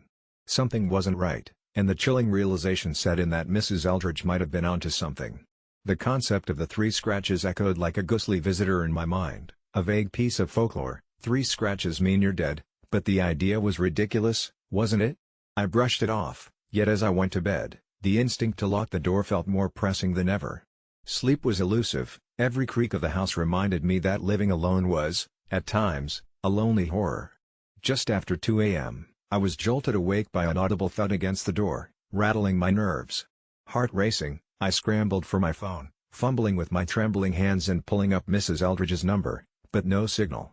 Please don't let it be a raccoon or an animal, it sounded bigger. A deep shiver cascaded down my spine, and as if choreographed by some malicious force, there it was, the 3rd and final scratch. A heavy sound like teeth grinding against wood that sent me scrambling off my bed, frantically avoiding the areas I thought could shatter at any moment. Should I call 911? No, that would sound insane. What if I stumbled into a world of madness? My breathing turned frantic, echoing against the 4 walls like a morbid lullaby. The scratching grew louder now, a growing symphony played across my heartstrings. I finally mustered the courage to peek outside through the curtains, and what I saw twisted the pit of my stomach into a knot. There, just beneath the light from the porch lamp, stood what looked like a hunched figure, swathed in an ethereal blackness that seemed to consume the very shadows. I couldn't comprehend its form. Was it human? An animal twisted into a grotesque imitation of one? With each scratch, it shifted steadily closer to the door, the air between us crackling with a terrible tension. I choked back a scream as I slammed the curtains shut, half expecting the thing to materialize inside my home. It felt like time warped painfully, dragging every heartbeat into tangible chaos.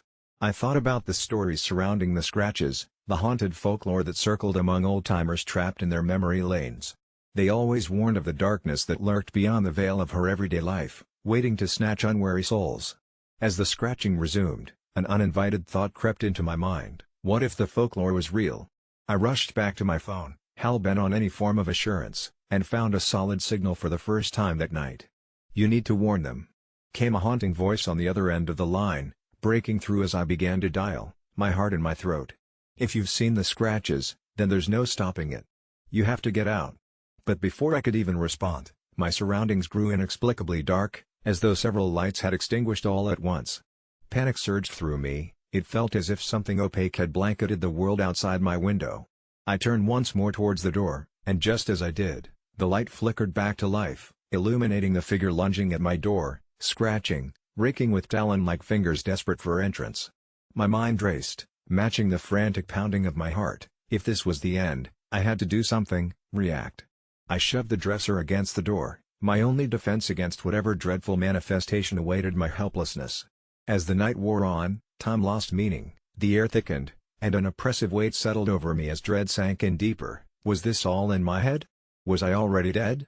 I remembered Mrs. Eldridge warning me about those scratches, the tales filled with hushed tones. Now the old woman's words echoed in my mind, chanting a grim 3 scratches mean you're dead. The more I thought about it, the more I felt the unsettling truth bloom within the confines of my chest, tentacles of panic wrapping tighter as realization dawned. Just then, the final, crowning scratch echoed against the wood, but what shook me the deepest was the absence of sound following it. The sinister figure stood silent on the other side, no longer scratching, just waiting. And then, yes, I felt it, a darkness creeping beneath my skin, gnawing at the edges of reason, and I pondered, what if the 3rd scratch had been made? What if my horror had started before I even saw the first? What if all of this meant I was already lost? Desperate, fighting against the invisible bindings of despair, I pushed my phone to dial 911 just as the line went dead, an eerie silence enveloping me as the weight of realization crashed down like an iron bell. 3 scratches mean you're dead. The door began to rattle violently, sending splinters into the air like savage memories clawing at my consciousness. Surely it was too late. Was it too late? Please, someone, help me. But it felt like my screams got drowned beneath a blanket of ethereal whispers. I broke into cold sweat as the reality slashed through my mind like a knife. No prayer would save me now. Moments blurred into an avalanche of dread, suffocated by the knowledge that door, a barrier that had meant safety, was nothing but an invitation to my demise. The final barrier crumbled before the unseen thing, and as the door splintered open, the icy brush of an unknown hand touched my shoulder, a sensation beyond disbelief. My scream erupted, erupting through the dark as I realized far too late that the scratches were never meant to tear the wood apart, they had been a harbinger of the inevitable finitude encroaching upon my life. It was a dumb decision, I know, but when your back is against the wall, the line between right and wrong can blur, and in my case, the thrill of breaking into a seemingly abandoned house took over my better judgment. My buddy Jake was all for it, whispering secrets of hidden treasures and a rush like no other, so we made our way to the old Victorian that loomed at the end of Crestwood Lane, its peeling paint and sagging porch offering no inviting welcome. From the moment I stepped onto that creaking wood, something felt off. The air was thick with an unsettling silence that wrapped around me like a heavy blanket. Jake laughed it off, insisting it was just our nerves, but the prickling sensation on the back of my neck told a different story. We entered through a side window, the glass shattering softly under my weight, and as I stepped inside, the scent of decay filled my nostrils, a stark contrast to the adrenaline pumping in my veins. The foyer was lined with pictures of families long gone, their smiles frozen in time but obscured by thick layers of dust, and I shuddered as I realized that in every face, there seemed to be a flicker of something, perhaps warning, perhaps despair. Fumbling around, we were quickly drawn towards the staircase, its baluster an inviting challenge to uncover the mysteries above. Each step creaked underfoot, as if whispering secrets of ages past, and when we reached the second floor, I could feel the change in atmosphere, a heavy presence that stifled my breath. We stumbled into what appeared to be a nursery, the walls painted a faded blue with remnants of hand-drawn animals still glimmering under the dim light. A single rocking chair stood in the corner, swaying gently despite the stillness that filled the room, and curiosity turned to unease as the tapestry of the past struck a chord deep within me. Jake was busy rummaging through a closet, tossing old toys onto the floor, but nothing could keep the sense of being watched at bay. I turned, preparing to call him over, when I saw it. At the end of the hall stood a door locked tight, a rusty padlock dangling as if it would snap at any moment. Jake was still distracted, and I felt an involuntary tug of connection to the door, the impulse to know what was behind it clawing at my sanity. Against my better judgment, I grasped an old crowbar lying among the wreckage of a shattered shelf, and with a few determined pries, the lock yielded with a sickening pop. The door swung open, revealing darkened stairs that spiraled down into a shadowy abyss, the air souring further as a sudden rush of cold air enveloped me, making my skin prickle uncomfortably. I called for Jake, my voice trembling unexpectedly, but he was lost in the thrill of discovery, oblivious to my hesitation as I took a step down. The light from the upstairs quickly faded to a mere memory, and with each step down, the darkness swallowed me whole, until I was left with only the sound of my own pounding heart and the distant echoes of something moving deeper underground. I felt sick with the realization that I wanted to turn back, that every instinct screamed this was a mistake, but I pressed on, a morbid curiosity tugging at me stubbornly. The stairs emptied into a wide underground room, concealed by the very house I'd broken into, and I nearly choked on my scream when I looked around. The floor was littered with old photographs, hundreds of them, and they all featured the same girl, a little blonde girl, with large, haunting eyes that seemed to follow me, begging for help long after they were snapped. Then I spotted it, a small wooden chest in the corner, caked in dust but apparently untouched, and as I reached for the lid, I felt a chill ripple through the space. The moment I opened the chest, a rush of wind exploded from within, knocking me back a few steps, and the photographs began to flutter violently around me as if caught in a storm. My heart raced, and that's when I heard it, a soft, pitiful giggle emerging from the depths of the shadows, and I froze, realizing with dawning horror that my instincts had been right all along. That giggle shouldn't have existed in that decrepit place, and yet it echoed again, higher this time, closer, filling me with icy dread as the features of those photographs became distorted expressions of frozen agony. I wanted to run but my legs felt like quicksand, and just as I gathered enough courage to turn, there she was, the girl, standing right in front of me with those eyes, still wide and sorrowful, and just as silent as the grave. "Please help me," she whispered, and those words perforated my heart, something in her tone unveiling a truth I didn't fully grasp. Instinctively, I shouted for Jake, but my voice barely rose above the echo, and he still didn't come. The girl's hands raised slowly, and I saw marks on her wrists, telling tales of restraint, a prisoner even in her own memories, and my heart shattered as I realized she was trapped, begging for escape in a world that wouldn't let her go. My resolve turned to panic, the temperature around me plummeting, and I stumbled backward, heart pounding frantically, unable to comprehend what was real and what was just remnants of the house's dark history. As I tried to make my way back to the stairs, the photographs swirled into a frenzy, encircling me like vultures, and in that moment of overwhelming dread, all I could think was, I need to get out. It was as if the very walls were constricting, closing in on me as I clawed my way back up those accursed steps. The laughter grew louder, a cacophony of voices blending into a horrific symphony of despair, and I finally burst through the door, slamming it shut behind me with a sense of finality, but the girl's gaze burned into my mind. Jake had finally noticed my frantic state, his eyes wide with confusion, but I could barely form words as I beckoned for him to leave. The call of that little girl still echoed in my head, "Please. Help me." We raced down the stairs, out of that god-forsaken house, feeling the frigid air loosen its grip as we finally reached the freedom of the street. But even as I glanced back, expecting I'd never want to see that decrepit place again, I felt it, the girl's presence, lingering in the corners of my mind, an unshakable tether binding me to the dark. I tried to convince myself that maybe it was just a case of adrenaline-fueled paranoia, an exaggeration of my mind, but when I lay in bed that night, sleep was an elusive companion, and shadows played tricks in the corners of my room. The laughter echoed softly, a haunting reminder that I'd uncovered something I could never truly escape.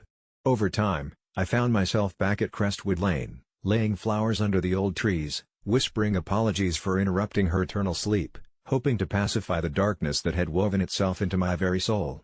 But no matter what I did, the darkness only deepened, and every night I could feel the girl's presence creeping closer, clawing its way to the surface, begging for freedom while reminding me that she was never gone, just waiting, forever waiting, for someone to come back and unleash the horrors of her past into the haunting silence of the night.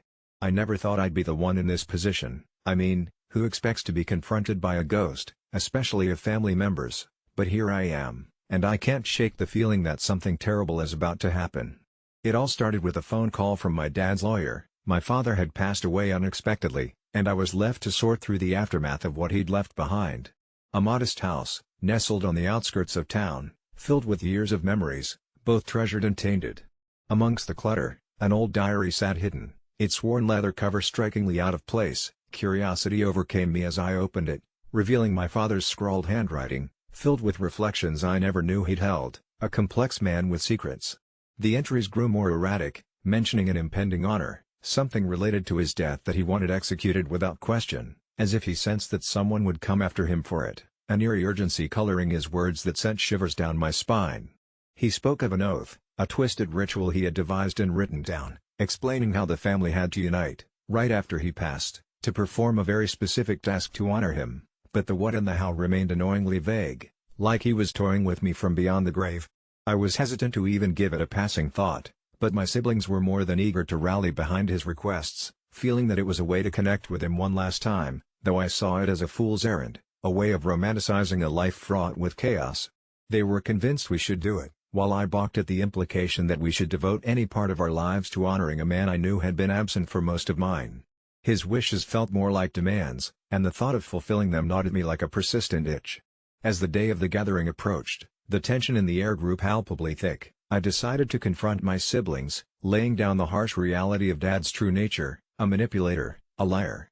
I told them all the things I wished I'd said to him while he was still here, how he never actually treated any of us like family, but all they could do was blink at me, slack-jawed, as if I was stirring a pot that, once again, shouldn't have been stirred.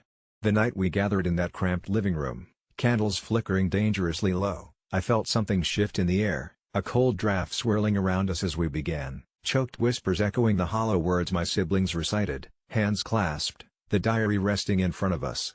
I felt absurdly out of place, a spectator to their grief, when suddenly a bone-chilling gust swept through the room, extinguishing every candle in a matter of seconds. It was dark, dark like an endless void, until the voice of my father boomed in some ethereal format, resonating through the walls, shadowy and powerful, filling the space with an uninvited dread.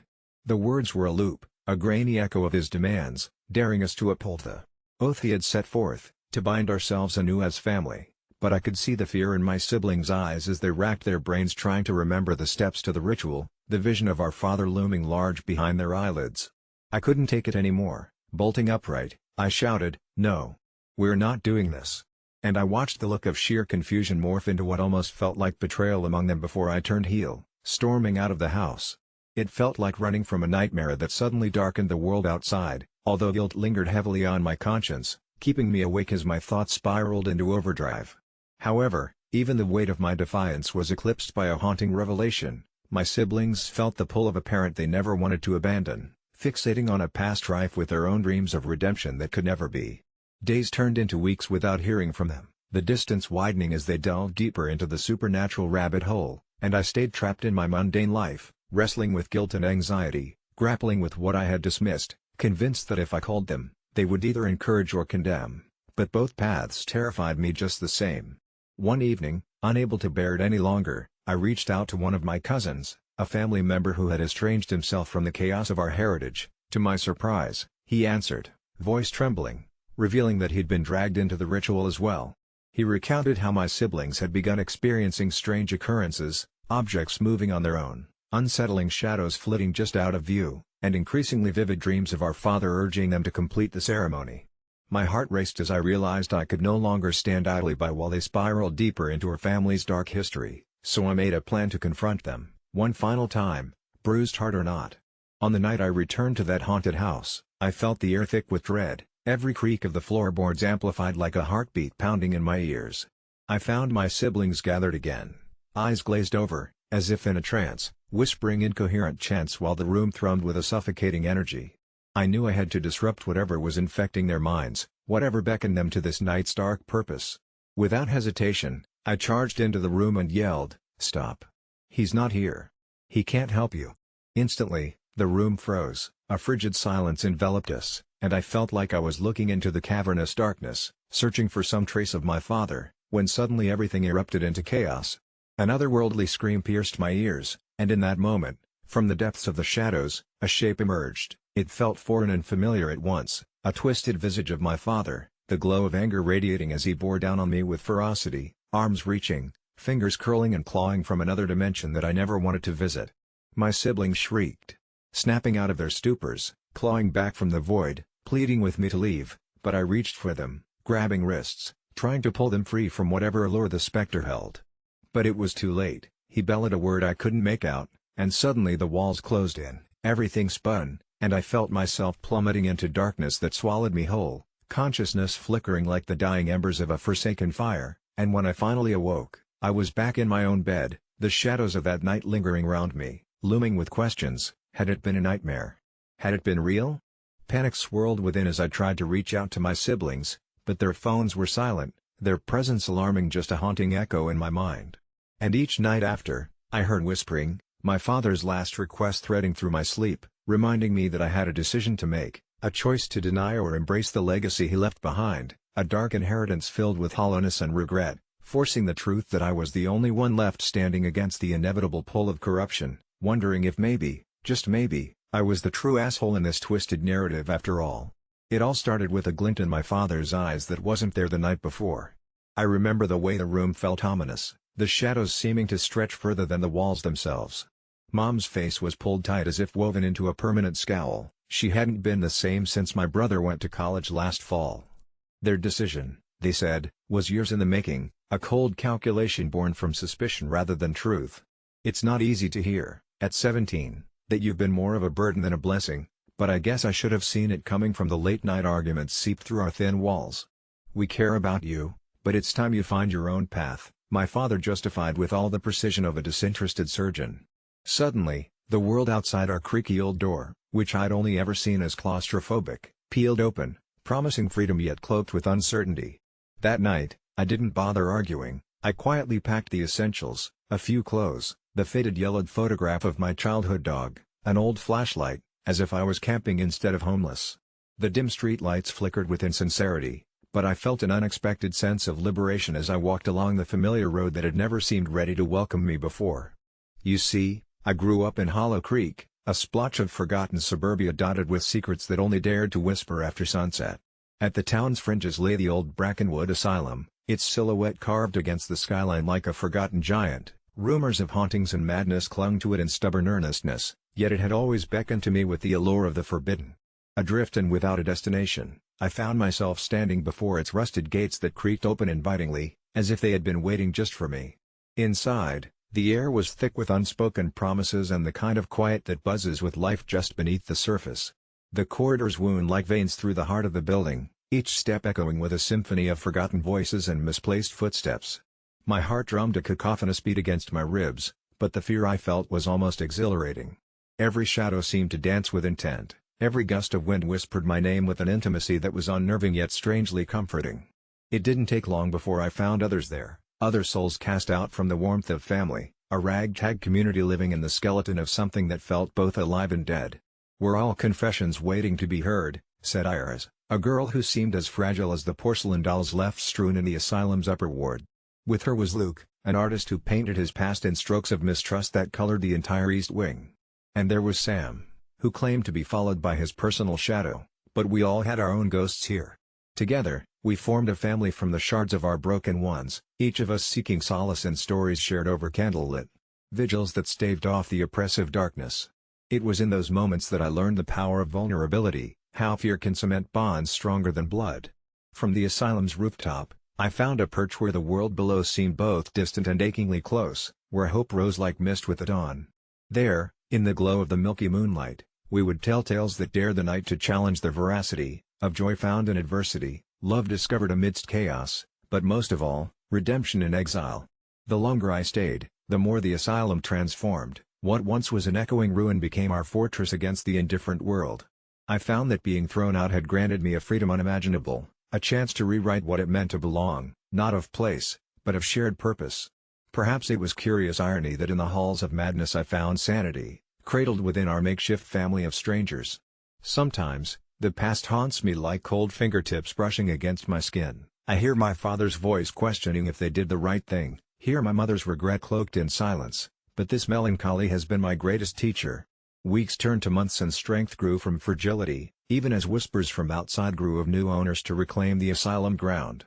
Yet it was with confidence now that I faced the future as we braced for inevitable partings, our family splintering yet again, this time with determination and dreams yet unfurled.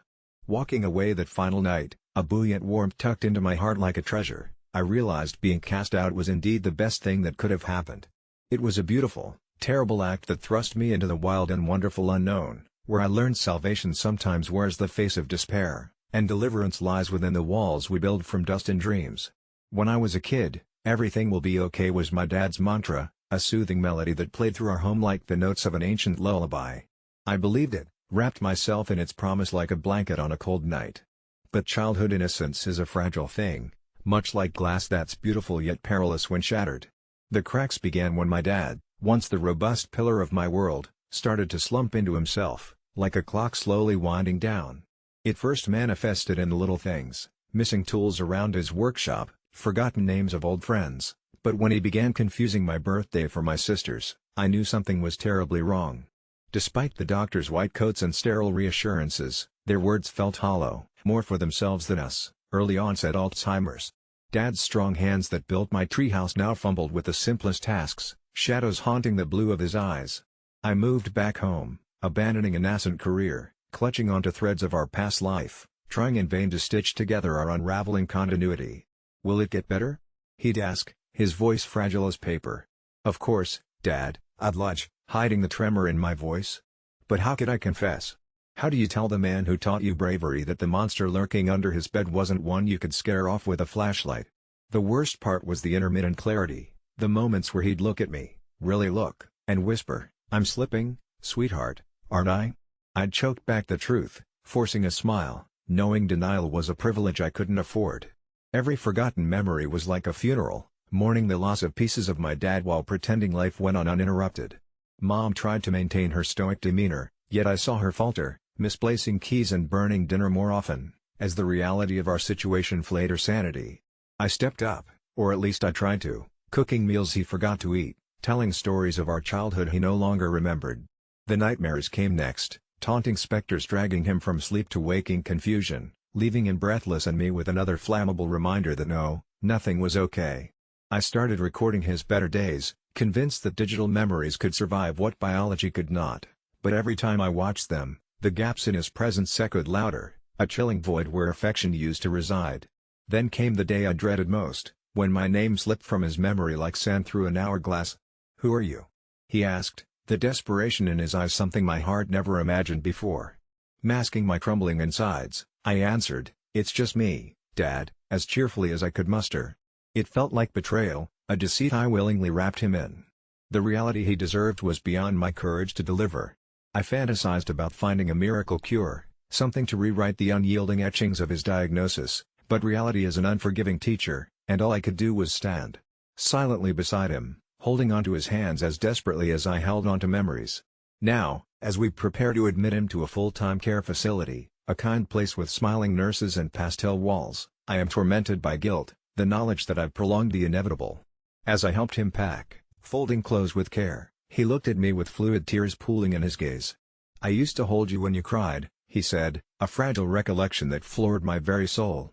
"I remember, Dad," I replied, "you always said everything would be okay." As the words left my lips, a bitter laugh escaped my chest because here I was, an adult now, a picture-perfect paradox of the child he once knew, telling the most significant lie of my life.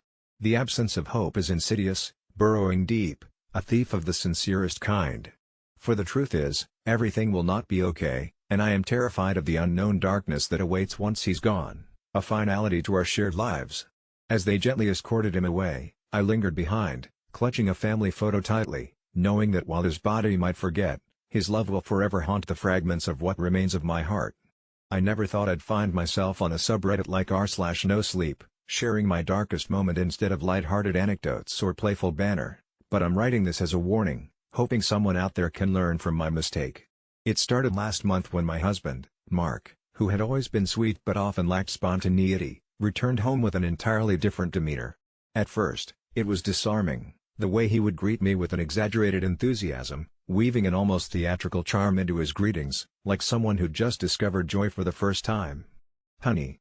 Guess what? I made us dinner, your favorite." He'd beam, and I couldn't help but smile at the passion he poured into his words, though a twinge of unease tugged at my gut.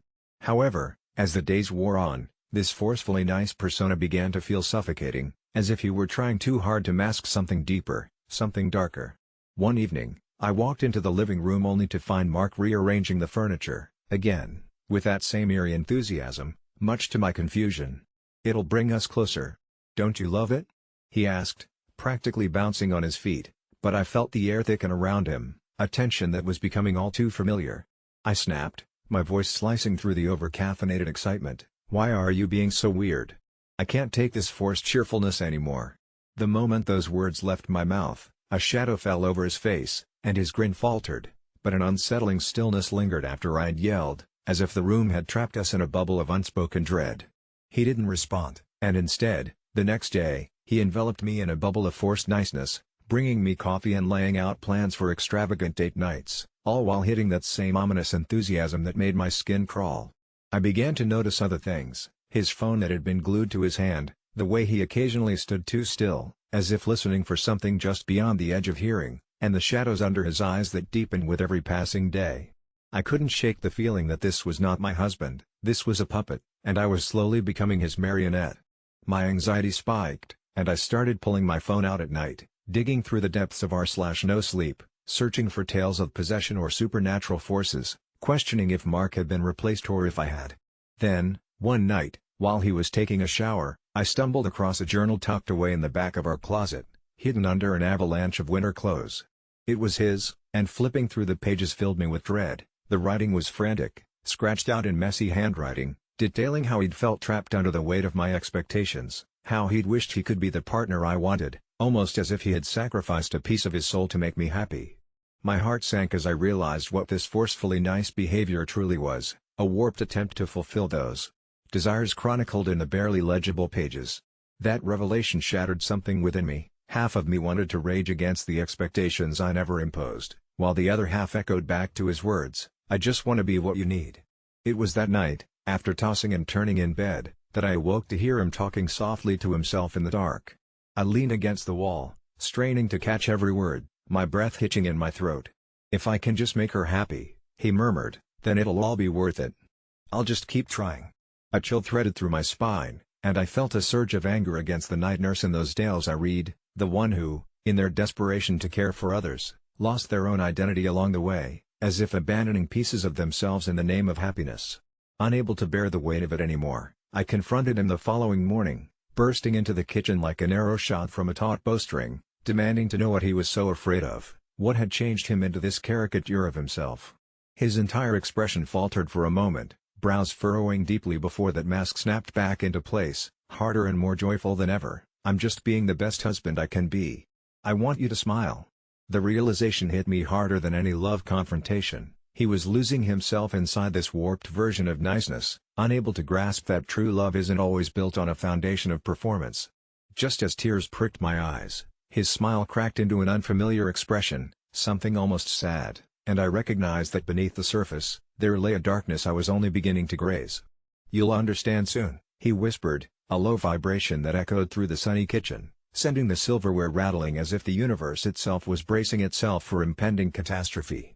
Since then, sleep has become a stranger. I toss and turn, haunted by thoughts of how far from reality he's drifted while I've remained anchored to sanity, yet I can't help but see shadows trailing behind him every time he walks into the room, flickering at the edges of everything that he was. And as each day passes, I can hear the echo of his laughter growing dimmer, each note faded, tinged with something I can't quite grasp.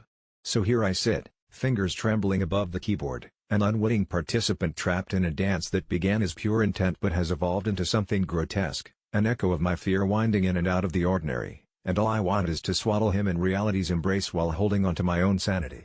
But what if I lose him in the process? I can feel the words swelling inside, but the true question remains, who is the one really trapped in this web of forced kindness? AITA? When my friend Jenna called me to share the baby name she and her husband, Mark, had finally settled on after weeks of debate, I was excited but also curious. What would they choose? Jenna had always been a bit quirky, and I imagined they might pick something offbeat or whimsical. She dropped the bombshell, "We're naming him Cthulhu." I laughed. It was a reflex action, a burst of disbelief more than judgment, and I immediately recognized my mistake when silence fell on the other end of the line.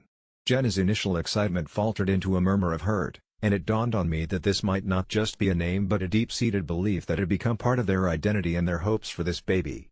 I tried to backtrack, stammering about how I thought they were joking, but from the tremble in Jenna's voice, I could tell she was genuinely hurt. Her voicemail response later was laced with disappointment. "I thought you'd be more supportive." I knew I'd crossed a line, but I shrugged it off, hoping it would blow over. However, as days turned into weeks, Jenna began distancing herself. She wouldn't return my texts, and any attempt to reach out was met with short replies or complete avoidance in group settings. The tighter the veil of awkwardness settled over our friendship, the more my guilt morphed into paranoia, and I found myself fixating on whether I had done irreparable damage with my offhand laughter. Then came the baby shower invitation, a thick envelope slotting into my mailbox one afternoon, adorned with pastel colors and floral patterns. I hesitated, feeling a mix of dread and an odd stirring of determination. Maybe if I showed up with a nice gift, an apology, something heartfelt, I could fix this. The shower was cramped, filled with bubbly adults and excited chatter that smothered my anxiety. Yet, when Jenna walked in, cradling a baby doll to demonstrate how to swaddle in some new age method she'd come across, I noticed the energy shift. People cooed over her, yet beneath their smiles, I sensed a palpable tension. I decided to edge closer, but as soon as I caught her eye, I was met with a cold absence of warmth.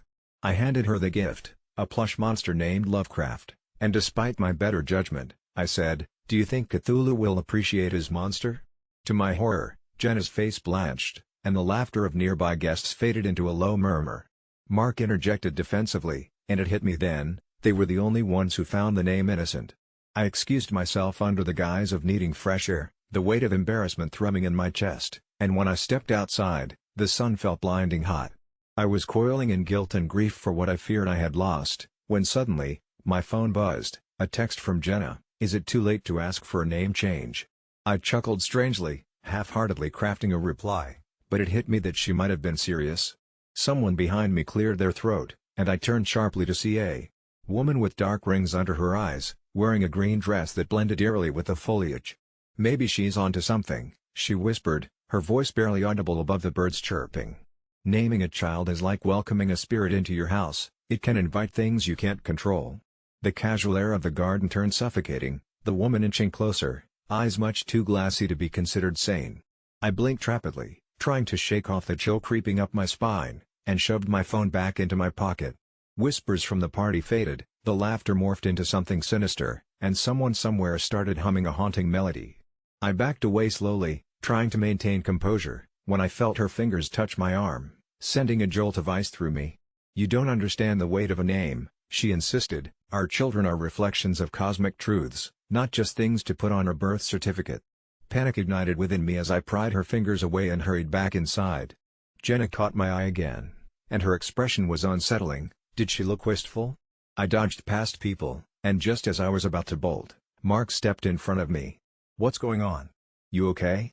I nodded, but in that moment, I saw the crumpled remains of my friendship in the depths of his gaze. "I need to go," I muttered and made for the door, desperation pinching my chest until I was outside, gasping in the fresh air. Days turned to weeks again, and Jenna finally agreed to meet me. We sat on a park bench, the weight of our awkwardness reinvented into something heavier, clinging to us both as I apologized one last time. She accepted, but her eyes betrayed an ache I couldn't comprehend. "You know," she said, "Cthulhu isn't all bad. You shouldn't judge him by the myths." It felt as though she was challenging me, and I stumbled over my own words, trying to explain how I regretted the moment. She listened, though her face was drawn tight, and just when I thought we were making progress, I started to see shadows crawling across the grass. They began to swirl and coalesce into something amorphous, something not quite human forming above us, but I shook my head, blinking furiously.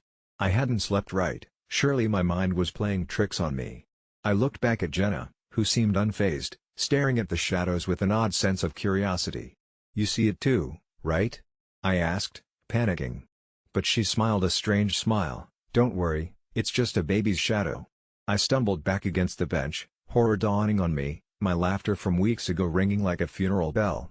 This was not just about a name, it was about boundaries crossed, about what we invite when we dismiss our friends' beliefs. I stumbled away, the shadows lengthening at my feet, and I heard Jenna call after me, "You can't laugh away what you don't understand." And the weight of that truth, a reflection of a friendship lost, hit like a wave, dragging me under as I realized the depths of what we had unleashed, swirling around like a dark tide that wouldn't recede. I never thought an innocuous visit from family could spiral into the kind of nightmare that would linger in the corners of my mind like the twisted shadows haunted by guilt and rage. But I guess when you live in a house that's tucked away in the woods, surrounded by trees that seem to close in like silent sentinels, you learn pretty quickly that nothing is ever simple. It was a Saturday afternoon, the kind where the sun filters through the leaves and paints the space with a warm glow, but I was curled up in my favorite chair with the dim light of the screen illuminating the articles I'd been reading on a new horror novel, trying to immerse myself in another world when the insistent sound of knocking pulled me back. At first, I thought it was just my mind playing tricks, but the hard, repeated rapping brought me to my feet in a rush, glancing at the clock as I realized how late it had gotten. It wasn't like I had made plans with anyone. I didn't understand who could possibly be at my doorstep, especially with the way the forest could swallow sound and time. When I opened the door, there they were, my family, my cousins, my aunts and uncles, standing on my porch as if they had all just materialized from thin air, their faces carrying a blend of eagerness and complete disregard for the concept of a scheduled visit. They didn't even bother to call, they hadn't done so in years, and as soon as I saw them, a wave of frustration crashed over me, spurring me into a near-furious tirade about boundaries and respect. I didn't mean to go off like that, the whole thing felt surreal, like a scene from a movie that had veered off into the land of the absurd. My voice raised, a mixture of anger and bewilderment spilling into the air, and their smiles faltered. Suddenly, I could see disbelief turn into something darker in their eyes, the surprise morphing into disappointment, confusion morphing into indignation. My aunt, the one who had always prided herself on her exceptional social abilities, stood by, her mouth agape, and the airy silence that followed was thicker than the humid air pressing against our skins, weighty and festering. Then came the remarks, accusations of being selfish, inconsiderate, and an ungrateful host as they filed back to their cars, the heavy footsteps crunching gravel leaving me feeling utterly alone in what had just unraveled. I turned away from the door, slamming it behind me, convinced I had somehow become the villain in this out of place as a drama class skit setup, but deep down, I felt an echo of something more sinister than my anger, a nagging intuition that I had triggered something unsettling hovering just beyond my perception but far too close for comfort.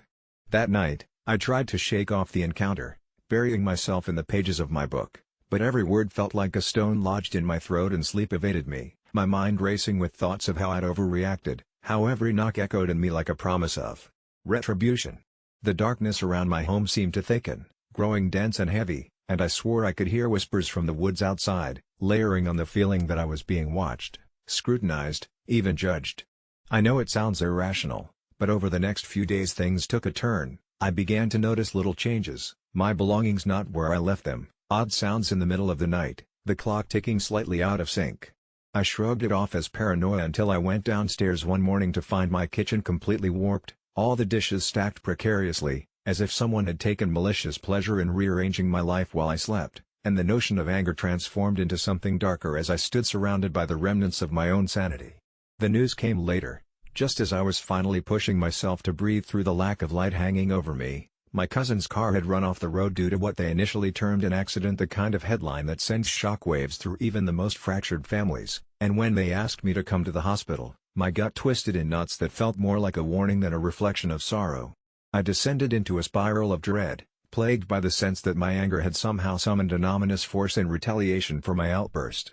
Their eyes bore into mine like they knew what I was feeling. The heat of my rage had awakened something darker that now rested just out of reach.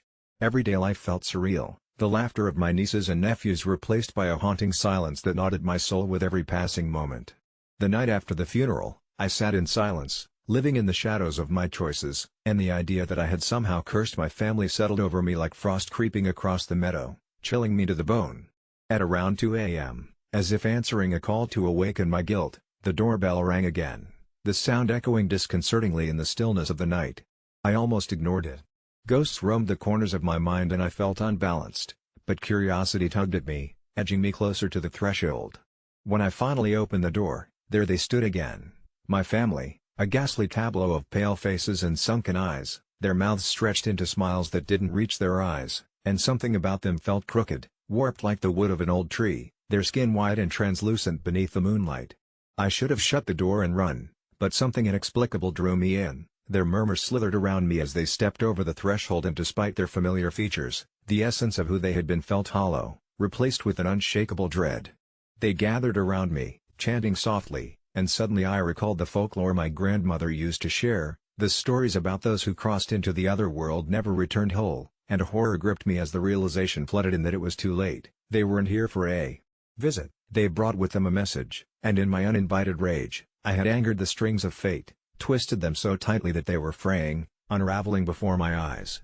As the whispers crescendoed around me, silver light flickering from their eyes, I finally understood. Unannounced visits come with consequences, and now, trapped within this fractured web of obligation and disdain, I was reverberating endlessly in a cycle of my own creation, spiraling into the arms of a darkness that had always been waiting.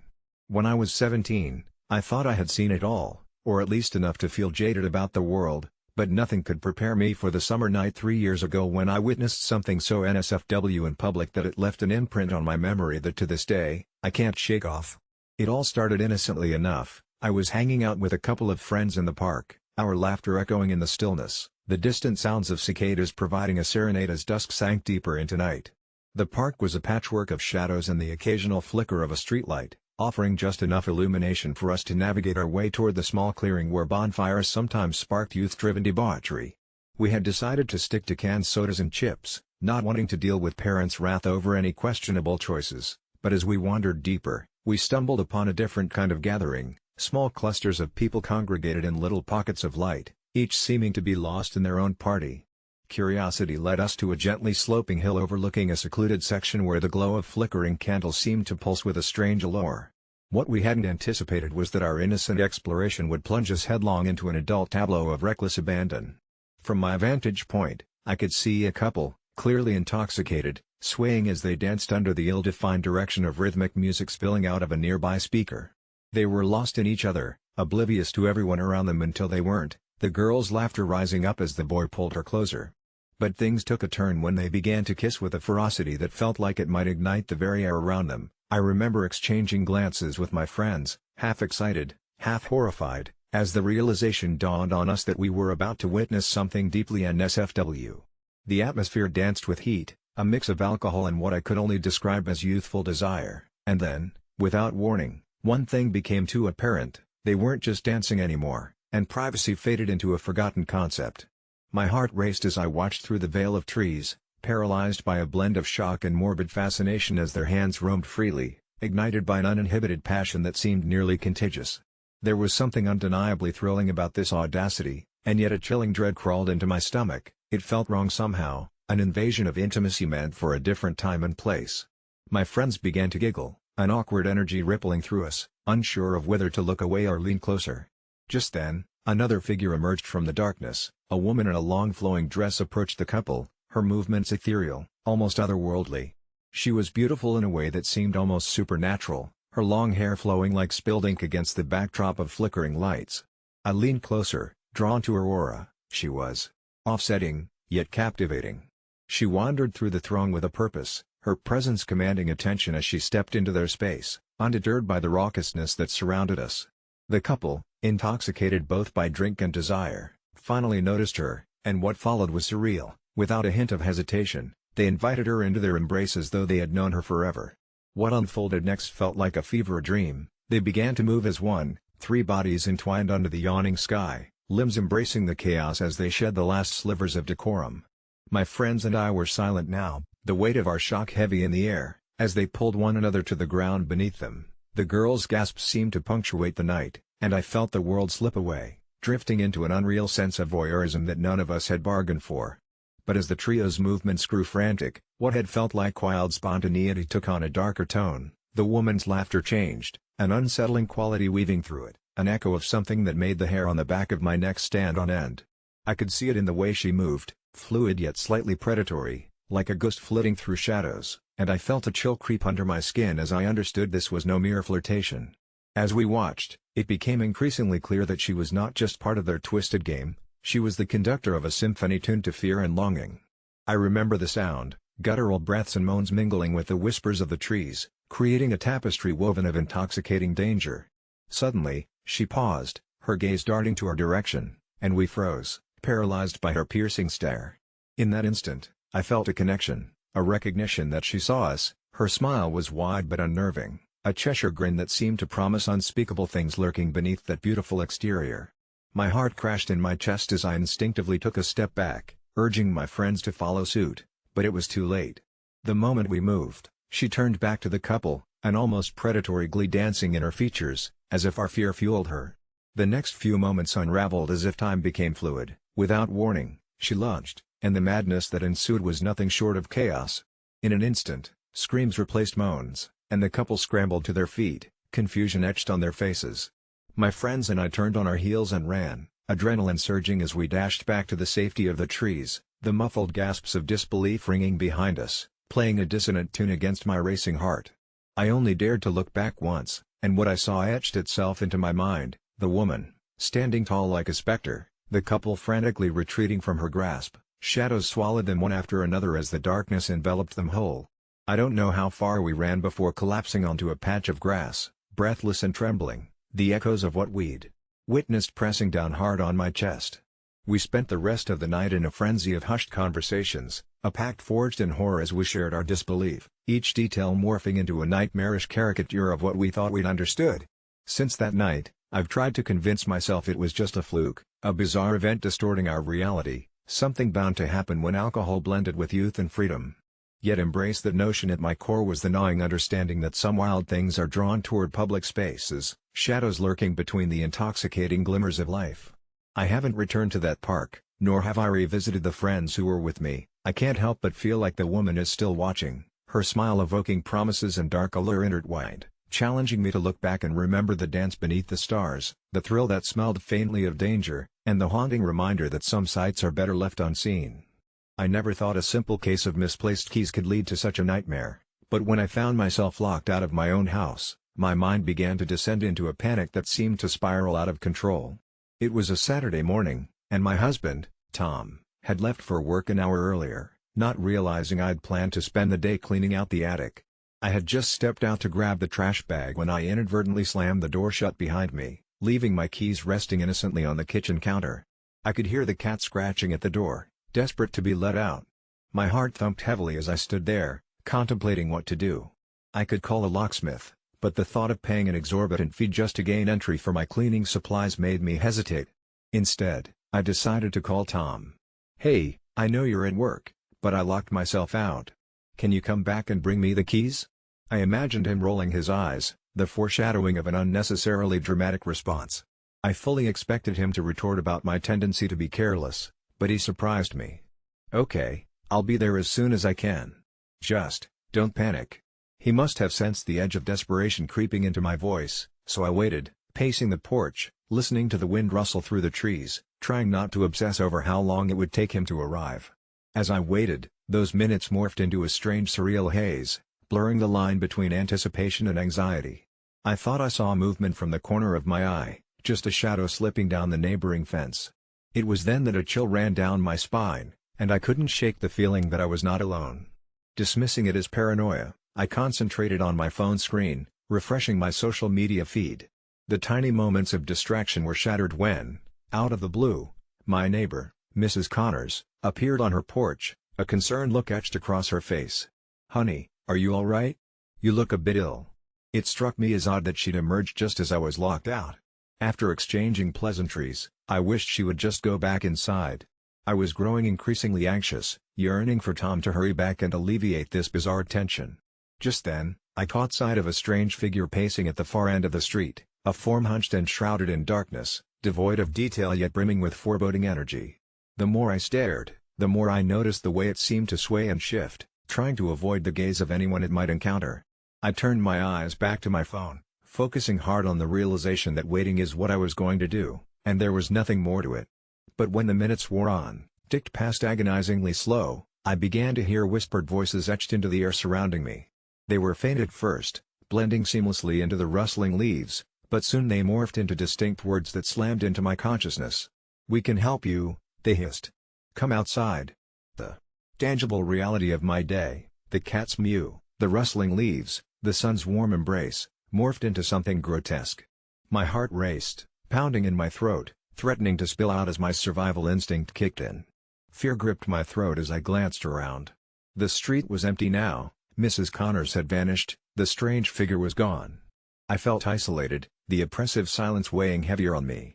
I pulled up my phone, glaring at the time which confirmed how long Tom had been gone, the heaviness of dread churning in my stomach. The shadows cast by the trees around me loomed larger, seeping darkness into the pavement, a cruel reminder that I now existed on the fringes of reality. I didn't remember hearing him scream, the sound simply cut into the world around me with terrifying clarity. It was only later that I would recount how torn apart I felt as I attempted to shake off my anxiety and call Tom again, only for it to go straight to voicemail. The whispers grew bolder, rising to crescendos that enveloped me like a fresh skin, calling me deeper into the dark. Time stretched and twisted into an endless loop as I fought the urge to follow the echoes. "Help is coming," I told myself, yet every minute felt like an eternity, each second a weight hanging in the air. An hour passed. I ventured a few steps down the driveway, following the whispers. "Just come out," they insisted, fingers trailing along my neck like a freeze. Suddenly, the door creaked behind me. I whipped around, hope flooding my veins as the sun bathed me in light and I thought I saw Tom's silhouette. But it wasn't him. The figure stood in my doorway, a person not quite human, with sunken eyes and a face that appeared both familiar and grotesque, framed by darkness. The whispers turned to sinister laughter that echoed through the obscured air. I backed away, my breath hitching as I turned to run but found myself tripping over a lawn chair, collapsing on the ground. I felt a weight atop my back, hot breath against my ear, whispering, "Hide him well." It was then that Tom reappeared. Breathing hard, his brows furrowed, confusion etched deep on his face. "What's happened? Who are you talking to?" he asked, but the echoes drowned him out. With renewed panic, I turned to face the figure, but it was gone, replaced by the kaleidoscope of twilight shadows enveloping me. "I am so sorry, Tom," I cried, another wave of tremors running through me as the reality of risking everything broke within. "I just wanted to clean." Then, through the shadows, something pulsed, a fetid stink, like rotting meat, radiating from where the figure had stood. I could see despair contorting Tom's expression, his eyes darting between me and the fading noises in the atmosphere, and I knew right then I never should have asked him to return for just my keys. It was never just about the keys, it had been about the darkness creeping into our lives, and whether we would fend it off or let it in. As the world faded to black around me, I couldn't help but think, was I truly the asshole, or had I unwittingly opened a door that could never be closed? The first time I heard them, I dismissed it as an unsettling dream, but the screams chased me into wakefulness, clawing at the edges of my sanity. I live alone with my teenage son, Ethan, in a dilapidated two-story house, where creaking floorboards and sighing walls sing a chorus of loneliness. It was a Thursday night, long past midnight, when the silence was torn asunder by a cacophony of cries, echoing in the inky blackness outside my window. They were not just any screams but heart-wrenching, visceral wails filled with despair and agony, as if somebody's soul was being ripped asunder. I shot up in bed, heart racing, a cold sweat plastering my shirt to my skin. Perhaps it was a nightmare, I convinced myself, breathing deeply, trying to quell the panic roaring in my chest. But as the minutes crept by, the screams persisted, coming in waves, and with each one, the notion of dreaming faded into the background of a dreadful reality. Ethan was the next person I turned to, hoping to find solace in the fact that he too heard the haunting cries. When I rushed into his room, I found him sitting upright in bed, his eyes wide, a flicker of something unreadable crossing his face. Yet, when I questioned him, his response was disconcerting. "Mom, you're just hearing things," he said with a dismissive turn of his head, his voice low and unfazed. "You're not well. Maybe you should see someone." His words cut deeper than the screams themselves, sticking into me like a barbed hook. Could he really not hear what seemed so deafening to me? I left his room, feeling a creeping chill settle into my bones, an eerie sense kneading at the fringes of my thoughts. Maybe Ethan was right. I slumped back into bed, hypnotized by the relentless rhythm of the cries until exhaustion took me under. But the next morning, serenity greeted me with such deceptive bliss, you'd assume the night before never unleashed horrors upon me. Yet the unease remained, nestled in the back of my mind, stoking the fires of my doubt. Ethan carried on with his morning routine with a peculiar nonchalance that seemed almost artificial, and I watched him with a scrutinizing eye, as if trying to discern some crack in his demeanor. It was Saturday by then, which meant spending the day under the same roof, and tension hummed just beneath the surface. As evening drew its inky curtain over the town again, I braced myself for the recurrence of those screams, my unwanted companions. They returned, predictably, as if on cue with the passing of midnight, their intensity unyielding. A familiar dread coursed through my veins, louder now, taunting, mocking. Ethan, meanwhile, continued his act of ignorance, a facade that began to fray my nerves. I confronted him, desperate, hoping for some acknowledgement, a shred of belief in my experience. "Mom, seriously, you're scaring me," he said, his eyes glazed, yet his voice laced with an undercurrent of irritation rather than concern. His insistence on my delusions began gnawing at my credibility, bending my perception of reality. Was I truly spiraling into some uncharted insanity? Or was something more sinister silencing him? Days bled into nights, each one mirroring the last in a macabre symphony of screams and silence. I found myself wandering the house at night, pacing the corridors like a restless specter, clutching a kitchen knife, the razor-sharp cold comfort against the opaque terror outside. On particularly brutal nights, the screams seemed to emanate from within the house itself, reverberating through the walls like a malignant presence. Driven by desperation, I turned to more drastic measures, delving into every potential source of the noise, casting accusations at our antiquated plumbing, the cantankerous howl of the wind, even clandestine intruders manipulating our minds. Yet each deduction crumbled under scrutiny, leaving nothing but raw fear. The question now was not whether the screams were real, but why only I perceived them. Then, seeking validation outside our home, I reached out to neighbors, children linked to that very atmosphere, who, too, claimed they heard nothing unusual. Confusion escalated into paranoia, every shadow seemed an apparition, every corner a breathing entity plotting its unveiling. As a last resort, I rigged the house with recording devices hoping to capture the elusive veil, leaving them running overnight. But dawn broke my last tether to reality. The tapes captured silence, an ambient void untouched by my nocturnal horrors. Convinced I was on the brink of madness, I hesitated to revisit Ethan's claims of my illness. Was my mind betraying me, curating a desecrated phantom show? My paranoia reached a fever pitch, each scream a crescendo in the symphony unraveling my mind. I considered admitting myself for psychiatric evaluation. Perhaps there lay my salvation, when a troubling thought struck me. What if Ethan was orchestrating a grand deceit, manipulating my perception of reality? Could this detached coolness cloak something deeper? One night, resolved and driven by bloodhound instinct, I followed my son as he slipped quietly into the shadows of his room. Silently, I watched through the crack of his door as he placed an odd device against the wall, a makeshift speaker of sorts, a detail sharpened in the haze of moonlight filtering through a window. My heart pounded like a war drum against my ribs as a bracing revelation vibrated through me. Could it be, Ethan was the architect behind this haunting soundtrack, entrapping me in narratives of sickness while subverting reality? Questions brewed within, but I didn't confront him just yet. Instead, I waited for nightfall when he thought I was asleep.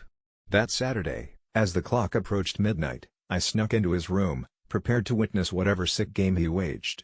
The device whirred softly under his palm as I stepped closer, a dull mechanical heart driving the screams into our walls, feeding their spectral lifeblood.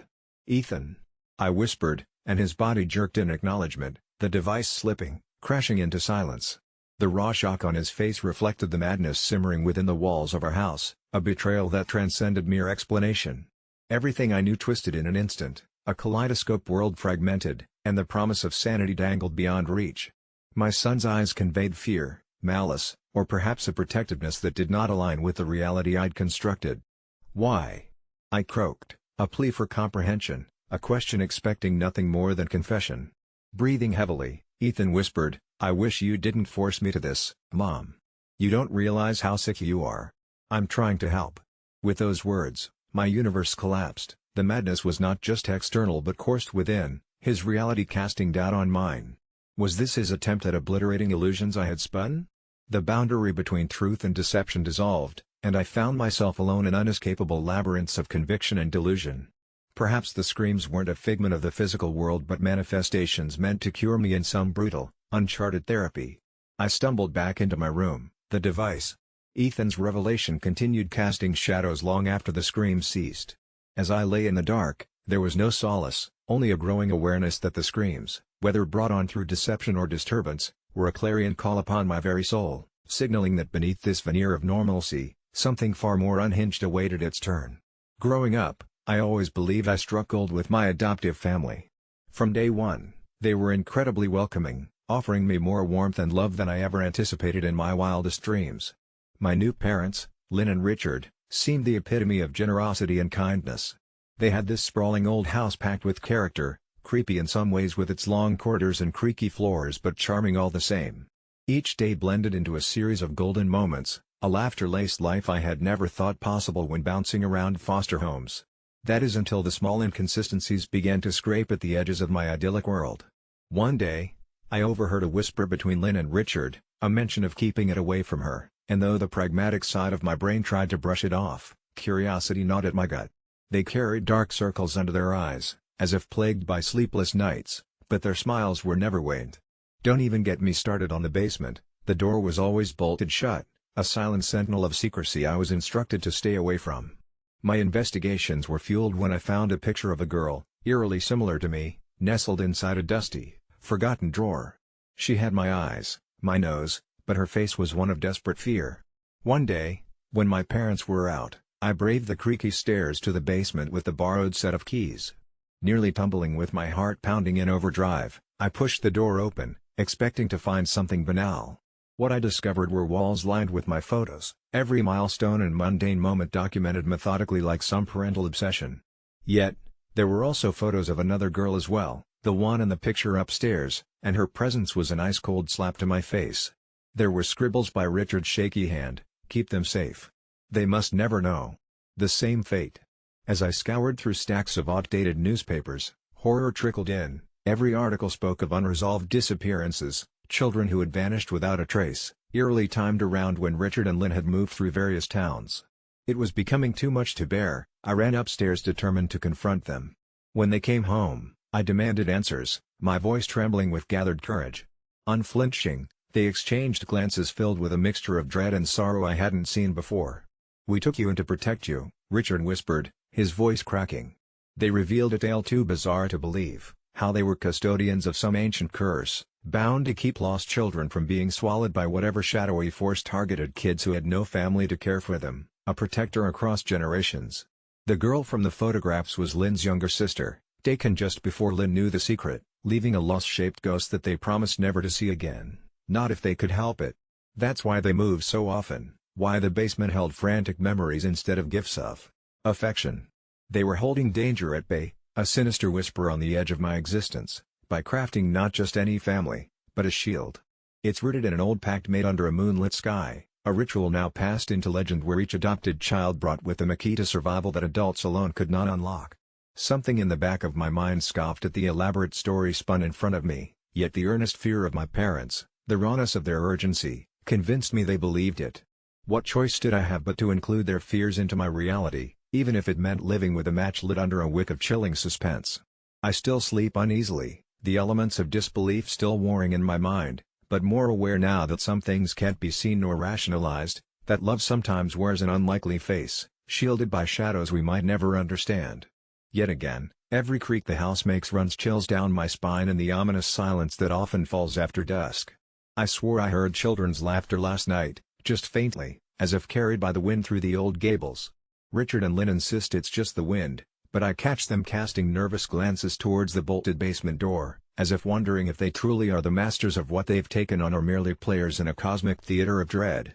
I've considered running, packing my bags and leaving them to their choices, but something more binding than fear holds me, the warmth of their love mixed with residual terror, knitting the tapestry of my unusual home in a way I couldn't imagine losing.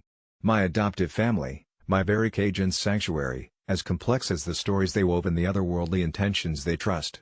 I remember it like it was yesterday, the autumn leaves swirling in a chaotic ballet against the backdrop of an overcast sky as I stumbled upon that nondescript coffee shop tucked away on a side street, a place I usually avoided due to its haunting stillness that mirrored my own inner turmoil. I was fighting a deep-rooted depression, a shadow that clung to me with tenacious claws, and I'd convinced myself that I was too broken to ever hope for connection, but there he was, standing in line, a gentle giant with a mop of curly hair and a plaid flannel that hung loosely around his frame, making him look more inviting than intimidating. When he finally reached the counter, he ordered his drink with a calm confidence, completely unaware that I was soaking in every detail, captivated, as he communicated with the barista, not just asking about the daily specials but genuinely inquiring about her day, and I could see the barista's demeanor shift from tired to flattered, the way she laughed at his awkward charm. My heart raced. Was it possible that someone like him could exist in a world as cruel as ours? As fate would have it, he turned to leave, and our eyes locked for a brief moment that felt like an eternity, and he smiled, oh, that smile, radiant and disarming, showcasing a striking contrast to the mundane fog of my own life. I didn't even realize I had trailed him outside until I stood there in the cold air. Who was I kidding? I was the kind of girl who tiptoed through life, afraid to breach the sacred boundary between solitude and connection. But here I was, an invisible tether drawing me towards him. Without thinking, I approached him and somehow found the courage to blur the lines between strangers, spilling my fears like marbles on a wooden floor. I told him about my struggles with mental health, how I could hardly wake up some days without feeling paralyzed by a weight that felt insurmountable.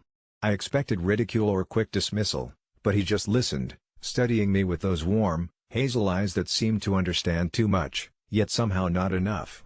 "You're not alone," he said, his voice low and soothing like a balm, and it stirred something long dormant within me, a flicker of hope. That became our routine, meeting every Wednesday, him sharing stories of his own battles with anxiety, and me becoming more open each week. He saw the beauty in my scars, and I slowly pried the gates of my heart open, revealing the labyrinth of pain that often felt impenetrable. One day, amidst laughter and a mess of coffee cups, he leaned closer and whispered something that sent chills racing down my spine. "I think you're my safe space." And just like that, everything spiraled, as spontaneous as summer rain. That evening, while the twilight sky melted into deep navy, he pulled out a small, weathered book from his bag and handed it to me. "Read this. It helped me find myself," he said, and I couldn't shake the feeling that this was some kind of gesture, a test, or maybe just the implicit sign that he wasn't like the others. I took it home, its pages filled with handwritten notes of his own internal battles, and I pored over each word, feeling woven into a fabric of shared experiences. This simple act of vulnerability felt revolutionary, and I found myself wanting to reciprocate, wanting him to know that he had kidnapped my heart in a way that they always portrayed in movies, but with the sincerity and authenticity that life usually crumbles away. Then, one night, everything changed. I received a message from him at 2 a.m. Frantic, so unlike the laid-back dude I knew. "Can you come over? I need you. Please." My heart raced as dread clamped onto my chest, afraid of what I might find, but I rallied what little courage I had and dashed to his apartment. When I arrived, I found him sitting on the floor, surrounded by discarded takeout boxes and a few empty bottles that suggested he was fighting demons I had yet to fully comprehend. His expression was wild. He looked like he had just wrestled with his own shadow and lost. "I didn't want you to see me like this," he whispered brokenly, and the weight of those words pierced through my own defenses. In that moment, I saw that he had become the mirror reflecting my struggles, the truth of all our scars laid bare. I knelt beside him and did the only thing I could think of. I took his hand, pressed it to my heart, and said, "We don't have to be alone." For hours we sat in silence, connected as if we were a constellation pieced together by shared pain, and while the world outside continued to spin chaotically, we carved out a pocket of understanding among the chaos. I can't say if it was love, but I felt it simmer beneath the surface like a promise waiting to bloom. Yet, just as I thought we were moving towards something pure, I began to notice the changes in him. He'd slip away for days, disappear into a fog of his own, and when he returned, the light in his eyes dimmed. Each time he came back he bore deeper wounds, and while I tried to connect the dots, his silence was an impenetrable wall. I learned to hold my breath, learned that sometimes the bravest thing you can do is to support someone from a distance, even if that distance meant feeling him slip through my fingers like sand in an hourglass. He was fighting a battle I couldn't comprehend, and the sadness in his smile chipped away at my resolve, leading me to wonder if maybe I was the one carrying him instead of the other way around. Time moved predictably until one fateful evening, I woke to find a text from him, an apology that dripped sorrow yet sounded achingly familiar. "I'm sorry, I'm just tired. It's easier to be alone." I felt myself shatter like glass, my heart screamed to reach out, yet I could only muster the words, "Sometimes, being together is easier." Moments became an eternity, an infinite loop of longing and yearning as I struggled to find him again in the sea of silence.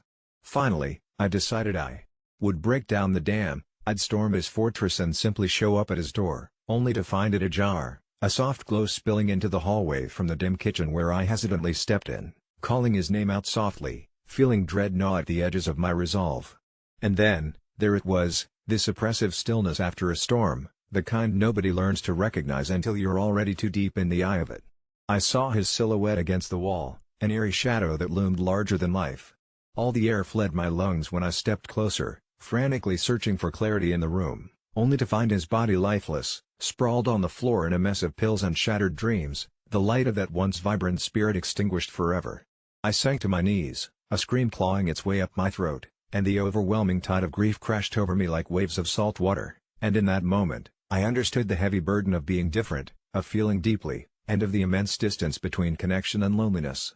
In heartbreaking finality, I came to realize that we were both broken. We were two stars spiraling toward collapse in a universe that often felt unbearably dark, yet the echoes of our laughter and shared vulnerabilities lingered like a haunting melody in the void, reminding me that perhaps it was never about being fixed but finding solace in the presence of another broken soul, if only for a fleeting moment. When my brother Mark announced his engagement to Emily, our family was overjoyed. Emily was a pleasant enough woman, albeit with extravagant tastes, but nothing that seemed out of the ordinary. The trouble started when I was dragged, quite against my will, into the whirlwind of wedding planning. It was during one particular evening, under the dim glow of my living room lights, that Mark proposed the idea of me hosting the bridal shower. "It's what Emily wants," he insisted, his eyes pleading, a subtle desperation in his voice that I couldn't ignore. After some hesitation, I agreed, promising to plan a modest event. But Emily's idea of modesty turned out to be something extraordinarily different. The list of demands I received was more akin to a celebrity wedding than a pre-wedding party. She wanted an elaborate venue draped in costly silks, hors d'oeuvres prepared by renowned chefs, and a live band flown in from out of state. It was clear, even from the outset, that Emily's expectations far exceeded any rational budget. I tried to reason with Mark, outlining the financial lunacy of spending tens of thousands on a bridal shower, but he was ensnared in Emily's vision, blind to any practical concerns. So there I was, caught in a tangled web of familial obligation and financial sanity, struggling to set a boundary. Then came the chilling phone call late one night. It was Emily, her voice syrupy yet edged with steel. "I hear you're not on board with my vision," she intoned, slipping into the conversation with the grace of a serpent. I attempted to explain my stance, emphasizing the importance of practicality. At first, her silvery laughter seemed harmless, but as the conversation deepened, her tone turned sinister. She dangled my brother's affection like a carrot on a stick, insinuating that any non-compliance on my part would lead to a familial rift. I felt like I was bargaining with a fairy tale witch, where agreeing to the terms meant sacrificing something far more precious. As we spoke, the hum of static on the line grew louder, and I realized with mounting terror that Emily was not alone. Her words were interspersed with a low murmur, not quite audible, the sort of echo that sends shivers down one's spine. It was as if another presence latched onto the call, whispering in a language my ears couldn't comprehend. I was thrust into a liminal space, one foot in the rational world and the other teetering on the edge of something profoundly unnerving. Hanging up, the room seemed darker, shadows shifting in corners like silent sentinels. I shrugged it off as mere exhaustion, yet sleep eluded me that night, my mind haunted by Emily's unnerving insistence. The next morning, I resolved to stand firm, initiating a casual conversation with my family about the ludicrousness of it all. To my horror, they seemed entranced, speaking of Emily's desires as if bound by an invisible thread. Each suggestion for the bridal shower was met with enthusiasm, despite my objections being clear and logical. It was like they were charmed, their eyes glossed over with a strange fervor, Emily's will fanning the flames of their excitement. Was I the only one immune to whatever enchantment she'd cast? Desperation clawing at my insides, I ventured online, seeking advice under the guise of anonymity. The waves of virtual empathy washed over me, but a nagging sensation of being watched gnawed at my core. Several comments stood out, their phrasing familiar, the words mirroring Emily's voice.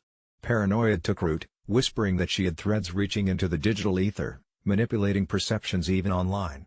Every night, the static-filled whispers haunted me, sometimes coming through my phone, other times while I lay, bleary-eyed, trying to sleep. Then, one particularly oppressive evening, as I sat alone, phone in hand, it buzzed with the vibration of an incoming call. Unknown number. Answering it seemed foolish, yet compelled by some unseen force, I accepted. The whispering was louder now, and unmistakably, it was Emily's voice overlaid with another, ancient and chilling. "You'll join us, won't you?" It was not a question but an expectation, a subtle coercion wrapped in charm's guise. My protest was immediate, visceral, my conviction steeled by desperation. "No, I will not," I declared into the void, shutting off the phone with trembling hands. But the room was cold, an echo of my words lingering as the air thickened with an oppressive gloom. Objects seemed to shift at the edges of my vision, and the unmistakable scent of lavender, Emily's perfume, permeated the room, a phantom presence. Days passed and reality seemed to blur, the boundary between fear and certainty dissolving whenever Emily was near. Her presence suffused my waking life with dread, an omnipresent specter manipulating my family, cast in shadows I could not dispel. Weaving in and out of conversations, she twisted truths until one night, when desperation birthed madness. A family dinner spiraled into chaos the moment I challenged her, my declaration like a spark igniting dry tinder. The others sat spellbound, their eyes reflecting the gathering storm, and as Emily spoke, her voice was a susurrus of command overriding my reality. But as her facade crumbled, beneath the elegance and allure, I glimpsed the darker truth, a hollow emptiness, an insatiable hunger cloaked in charm. Confronting her was like staring into an abyss, each moment stretching into eternity, filled with dark promises and chilling echoes. Ancestral shadows danced behind her eyes, enigmatically commanding and inextricably linked to ancient revelries I dared not fathom. That night marked the beginning of liberation, the moment I became the outcast, but a free one, a pariah holding on to frayed sanity in exchange for truth. Even though my family's derision echoed in my heart, and the ghostly whispers still lingered in the crevices of my mind, I understood, I was no longer ensnared by Emily's sinister charm. Reclaiming my own boundaries came at a price, a familial fracture, an emotional chasm, but in that sacrifice, I found salvation, a reprieve from the clutches of something unfathomably dark, submerged beneath the sheen of wedding bliss. When I first heard we were getting a new substitute teacher, I didn't think much of it. Teachers came and went, and we students just rolled with the punches. But the day Ms. Alaric walked into our 7th grade classroom was the day everything changed. She had an ethereal, commanding presence, tall, with jet black hair that fell in sleek waves past her shoulders, and piercing green eyes that seemed to see right through you. There was something otherworldly about her, as if she belonged in another century, maybe even another realm. Her voice was a soft, melodic whisper that somehow carried across the room, compelling everyone to stop mid-sentence the moment she started speaking. Ms. Alaric wasted no time in taking charge of the classroom, effortlessly gaining control with an air of authority that made even the rowdiest kids fall silent. From the first lesson, things were strange. As we opened our books, she told us that today we were going to explore history in a manner far different than we were used to. Forget the dates and battles, she insisted with a mischievous smile, we're going to time travel into the souls and emotions of the past. At first, we exchanged skeptical glances. Time travel? Surely not. But as she began to speak, weaving stories with such vivid imagery that the classroom seemed to swirl with colors and echoes of distant lives, a curious, almost unreal energy filled the room.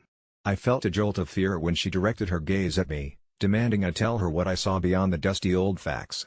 Suddenly, I was no longer in the classroom. I was standing in the midst of a medieval village, the air thick with the smell of soot and the chilling wails of something I couldn't quite put a finger on. Others in the room began gasping and whispering about their own startling visions. A girl named Tracy swore she could hear voices speaking in languages she had never learned, and even Kevin, who usually prided himself on being the class clown, sat wide-eyed and speechless. We returned from that peculiar lesson restless and curious, but something about the experience left me feeling heavy, like I carried a part of it back with me, something ancient clinging to my skin. The next day, things escalated. Ms. Alaric didn't follow the school syllabus. Instead, she seemed to craft her lessons from an eerie compendium no one else had access to, but we couldn't look away. Her eyes would flicker with strange light when she lectured, and her words seemed to summon events as if she were reciting spells from a forgotten book of lore. Whispers about Ms. Alaric spread through the school. Some said she was a witch, others a ghost haunting the classrooms, looking for redemption or revenge. A rumor began about a substitute teacher decades ago who vanished mysteriously, and her description eerily matched Ms. Alaric's appearance, fueling theories that she had returned, although no one knew why or how. As I dug deeper, I stumbled across a dusty yearbook in the library's archives, confirming the existence of a Ms. Alaric from the 1920s, who mysteriously disappeared. The photograph was unnerving, her expression eerily identical to the one she wore now, yet it couldn't be the same woman, could it? At home, I couldn't escape the lingering presence of her lessons. My dreams were riddled with vivid nightmares of eras I had never studied but somehow knew intimately. My friends experienced similar disturbances, finding strange symbols etched into their notebooks without recollection of writing them. A few classmates even transferred out of sheer terror, but for some inexplicable reason, something kept me tethered to her and the strange, intoxicating allure of her classes. One evening, I overheard my parents talking about the recent changes they noticed in me and feared they'd soon seek counsel from mental health professionals. I knew I had to get to the bottom of Ms. Alaric's secret. Determined, I ventured into school after dusk. The corridors, which by day were filled with laughter and rushed footsteps, now echoed with shadows that seemed to dance with malicious intent under the dim emergency lights. I made my way to our classroom, feeling a pull toward Ms. Alaric's desk. My fingers trembled slightly as they traced the edges of something underneath, an old, dusty book bound in a type of leather that felt unsettlingly warm. The pages seemed to flutter of their own volition, revealing scrawls in an indecipherable script, save for symbols that mirrored the ones etched in my dreams. Just then, a cold breeze encircled the room despite the closed windows, and I heard her voice, deeper, resonating against the walls. "You've opened the way," she said, materializing from the shadows. My heart pounded as I stood frozen, caught between fear and an emergent understanding I couldn't yet articulate. She confessed her true nature, an eternal guide bound to a cycle of teaching and learning through the ages, drawing power and wisdom from the students who interacted with her, recycling souls like stories told and retold through time. This revelation struck hard, yet somehow I understood, I was always meant to partake in this strange dance outside time itself. A choice lay before me: accept the transfer of ancient wisdom and continue my life as part of this incomprehensible continuum, or walk away, leaving these truths and the burden of knowledge behind. I hesitated, grappling with the weight of such a decision. Ms. Alaric's eyes softened, offering an eternity of paths yet to be tread and stories untold. Suddenly, back in my bed, I awoke with a start, heart racing and unsure. Had it all been some wild dream, a machination of overactive imagination? Returning to school, Ms. Alaric was gone, replaced by another ordinary sub who followed the curriculum to the letter, her presence entirely forgettable. The visions faded, leaving behind a lingering, melancholic desire for something greater. Yet, every so often, I'd catch a fleeting shadow or hear the distant echo of her voice in history class, and I'd remember. The others seemed to forget quickly, as if brushing off a bad dream, but not me. This indescribable connection, this bind to the spectral presence of Ms. Alaric, stayed within me, as did the silent understanding that we are all but custodians of the stories that come before us, waiting to be awakened by the right whisperer. I never thought refusing to pay back a friend $60 would lead me to uncover a horrifying truth, but the night things escalated into a surreal nightmare is one I'll never forget. It started as a typical Friday evening. I was lounging on my couch, scrolling through my phone when the screen lit up with a new message from Brett, my close friend and roommate from college. "Hey man, remember that $60 I lent you for that concert?" He texted, and honestly, it was the first time I recalled borrowing money from him. I brushed it off, thinking it was some kind of joke, and responded, "Dude, I don't owe you anything. Just forget about it." As the words left my fingertips, a strange chill washed over me. Normally, I could brush off my conscience with some friendly banter, but Brad was all too quick to react. He didn't message back for what felt like hours, plunging me into discomfort. As the night wore on, a feeling of dread began creeping into my bones. Something was wrong. At around 11 p.m., I heard a strange scraping sound from the back of the house. Curiosity got the better of me, and I decided to take a look, half expecting it to be the wind or a stray raccoon. But as I opened the door, there he was, Brad, standing there in the dim light, an almost unnerving smile spreading across his face. I asked what he was doing out there, and he simply said he wanted to talk, his voice matching the eerie atmosphere. He didn't seem angry, but his demeanor was unsettling. We settled on the porch, where he spilled out a convoluted story about a friend of a friend who owed him money but seemed to vanish, and suddenly the focus shifted back to me. He leaned in closer, speaking in a conspiratorial whisper, "You know, some debts don't get paid back with money. You wouldn't want to disappoint someone like me." My heart raced, and I dismissed it as a joke, even as his eyes searched mine with an intensity I had never seen before. Brad's laughter pierced the night air, but it was the kind of laughter that made my skin crawl. I tried to brush it off, laughing nervously, but in my gut, I felt that something had shifted between us. We went back inside, tension hanging thick in the air, and I think we both tried to pretend that everything was fine, but I couldn't shake off the feeling that this was only the beginning. A few days passed, and things escalated. Brad started leaving cryptic notes around the house, one in the refrigerator reading, "Debt must be paid in full," another on the bathroom mirror that smeared, "You will regret this." At night, I could have sworn I heard him mumbling to himself in the dark, and I sometimes caught him staring at me from the living room, eyes dark and intense. No matter how many times I told myself to talk to him, a knot of fear held me back, convinced he had slipped into a darkness that made him capable of something unspeakable. Then came the night I found the first note that changed everything. I stumbled upon it while I was cleaning. It was handwritten and inexplicably ominous. "I took something from you, next comes the price." Panicking, I searched for my wallet, but everything was there except a few crumpled bills. I confronted Brad with rage, my voice breaking as I shouted, "What did you take?" He just stared, emotionless, and said lightly, "Some debts take more than just money." I thought I could outsmart him, demand answers, but the light in his eyes flickered with something deranged. I decided to get away for a while, thinking a weekend at my parents' house would clear my head. I hadn't even made it through the front door when my phone buzzed in my pocket, a text from Brad, "You can run, but you owe me $60. My stomach dropped, and ideas of sanity slipped through my fingers. What could he possibly mean? I tried to brush it off as a sick joke and buried myself in my parents' home, but I couldn't relax. Each creaking sound, each whisper of the wind sent shivers down my spine, echoing Brad's haunting words. It was late when I finally dozed off, only to be jolted awake by blaring static on the TV that my parents had left on. The screen flickered, displaying Brad's face, smiling sinisterly, saying, "Don't you remember?" The concert was just the beginning, until it turned to a grainy black and white image. I screamed, only to fall straight through the thin veil between sleep and wakefulness, bolting up in bed gasping for air. I rushed to my phone, heart racing, but I had no messages. I tried calling Brad, but it went straight to voicemail. The following day, I returned to my apartment, my belongings feeling foreign, and the air thick with a palpable darkness. Brad was nowhere to be found, but his presence permeated the walls.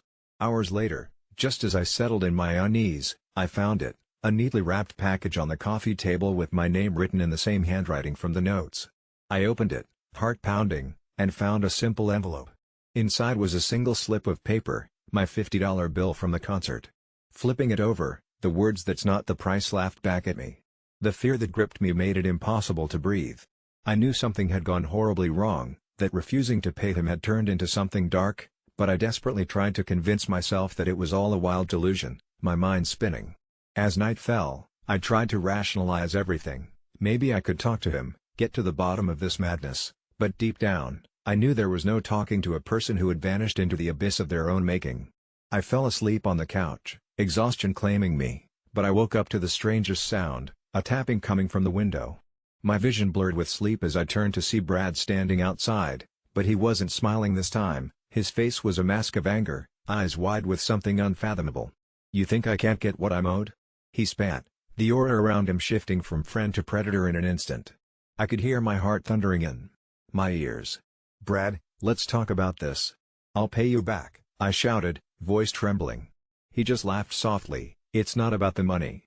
In that moment, I understood the words hanging loosely in the air. They were taunting me, deepening my terror.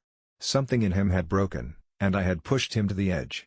He took a step closer, darkness radiating from him. I backed away, knocking over a lamp as I did, and I stumbled for the door. My breath came in sharp gasps, then the realization completely shattered me. I had underestimated him. My friend was now just a shell haunted by something far more sinister than a mere debt. As I fled, I could feel the shadows wrapping around me, suffocating my every thought and scream, and I knew then that I was not escaping this time. I would forever carry the weight of my mistake. My mind raced as I remembered the stories I had brushed off, dismissing them as mere paranoia, but no one can truly run from what they owe, and I was about to learn that the cost of refusing to pay a friend could lead to an emptiness that holds more horrors than a $60 debt ever could. Now, I know I'm haunted by what I did and what Brad became, but the truth is, I'm not the only one who pays the price. There are debts that echo beyond the grave, and sometimes, even friendship can turn into the darkest nightmare imaginable.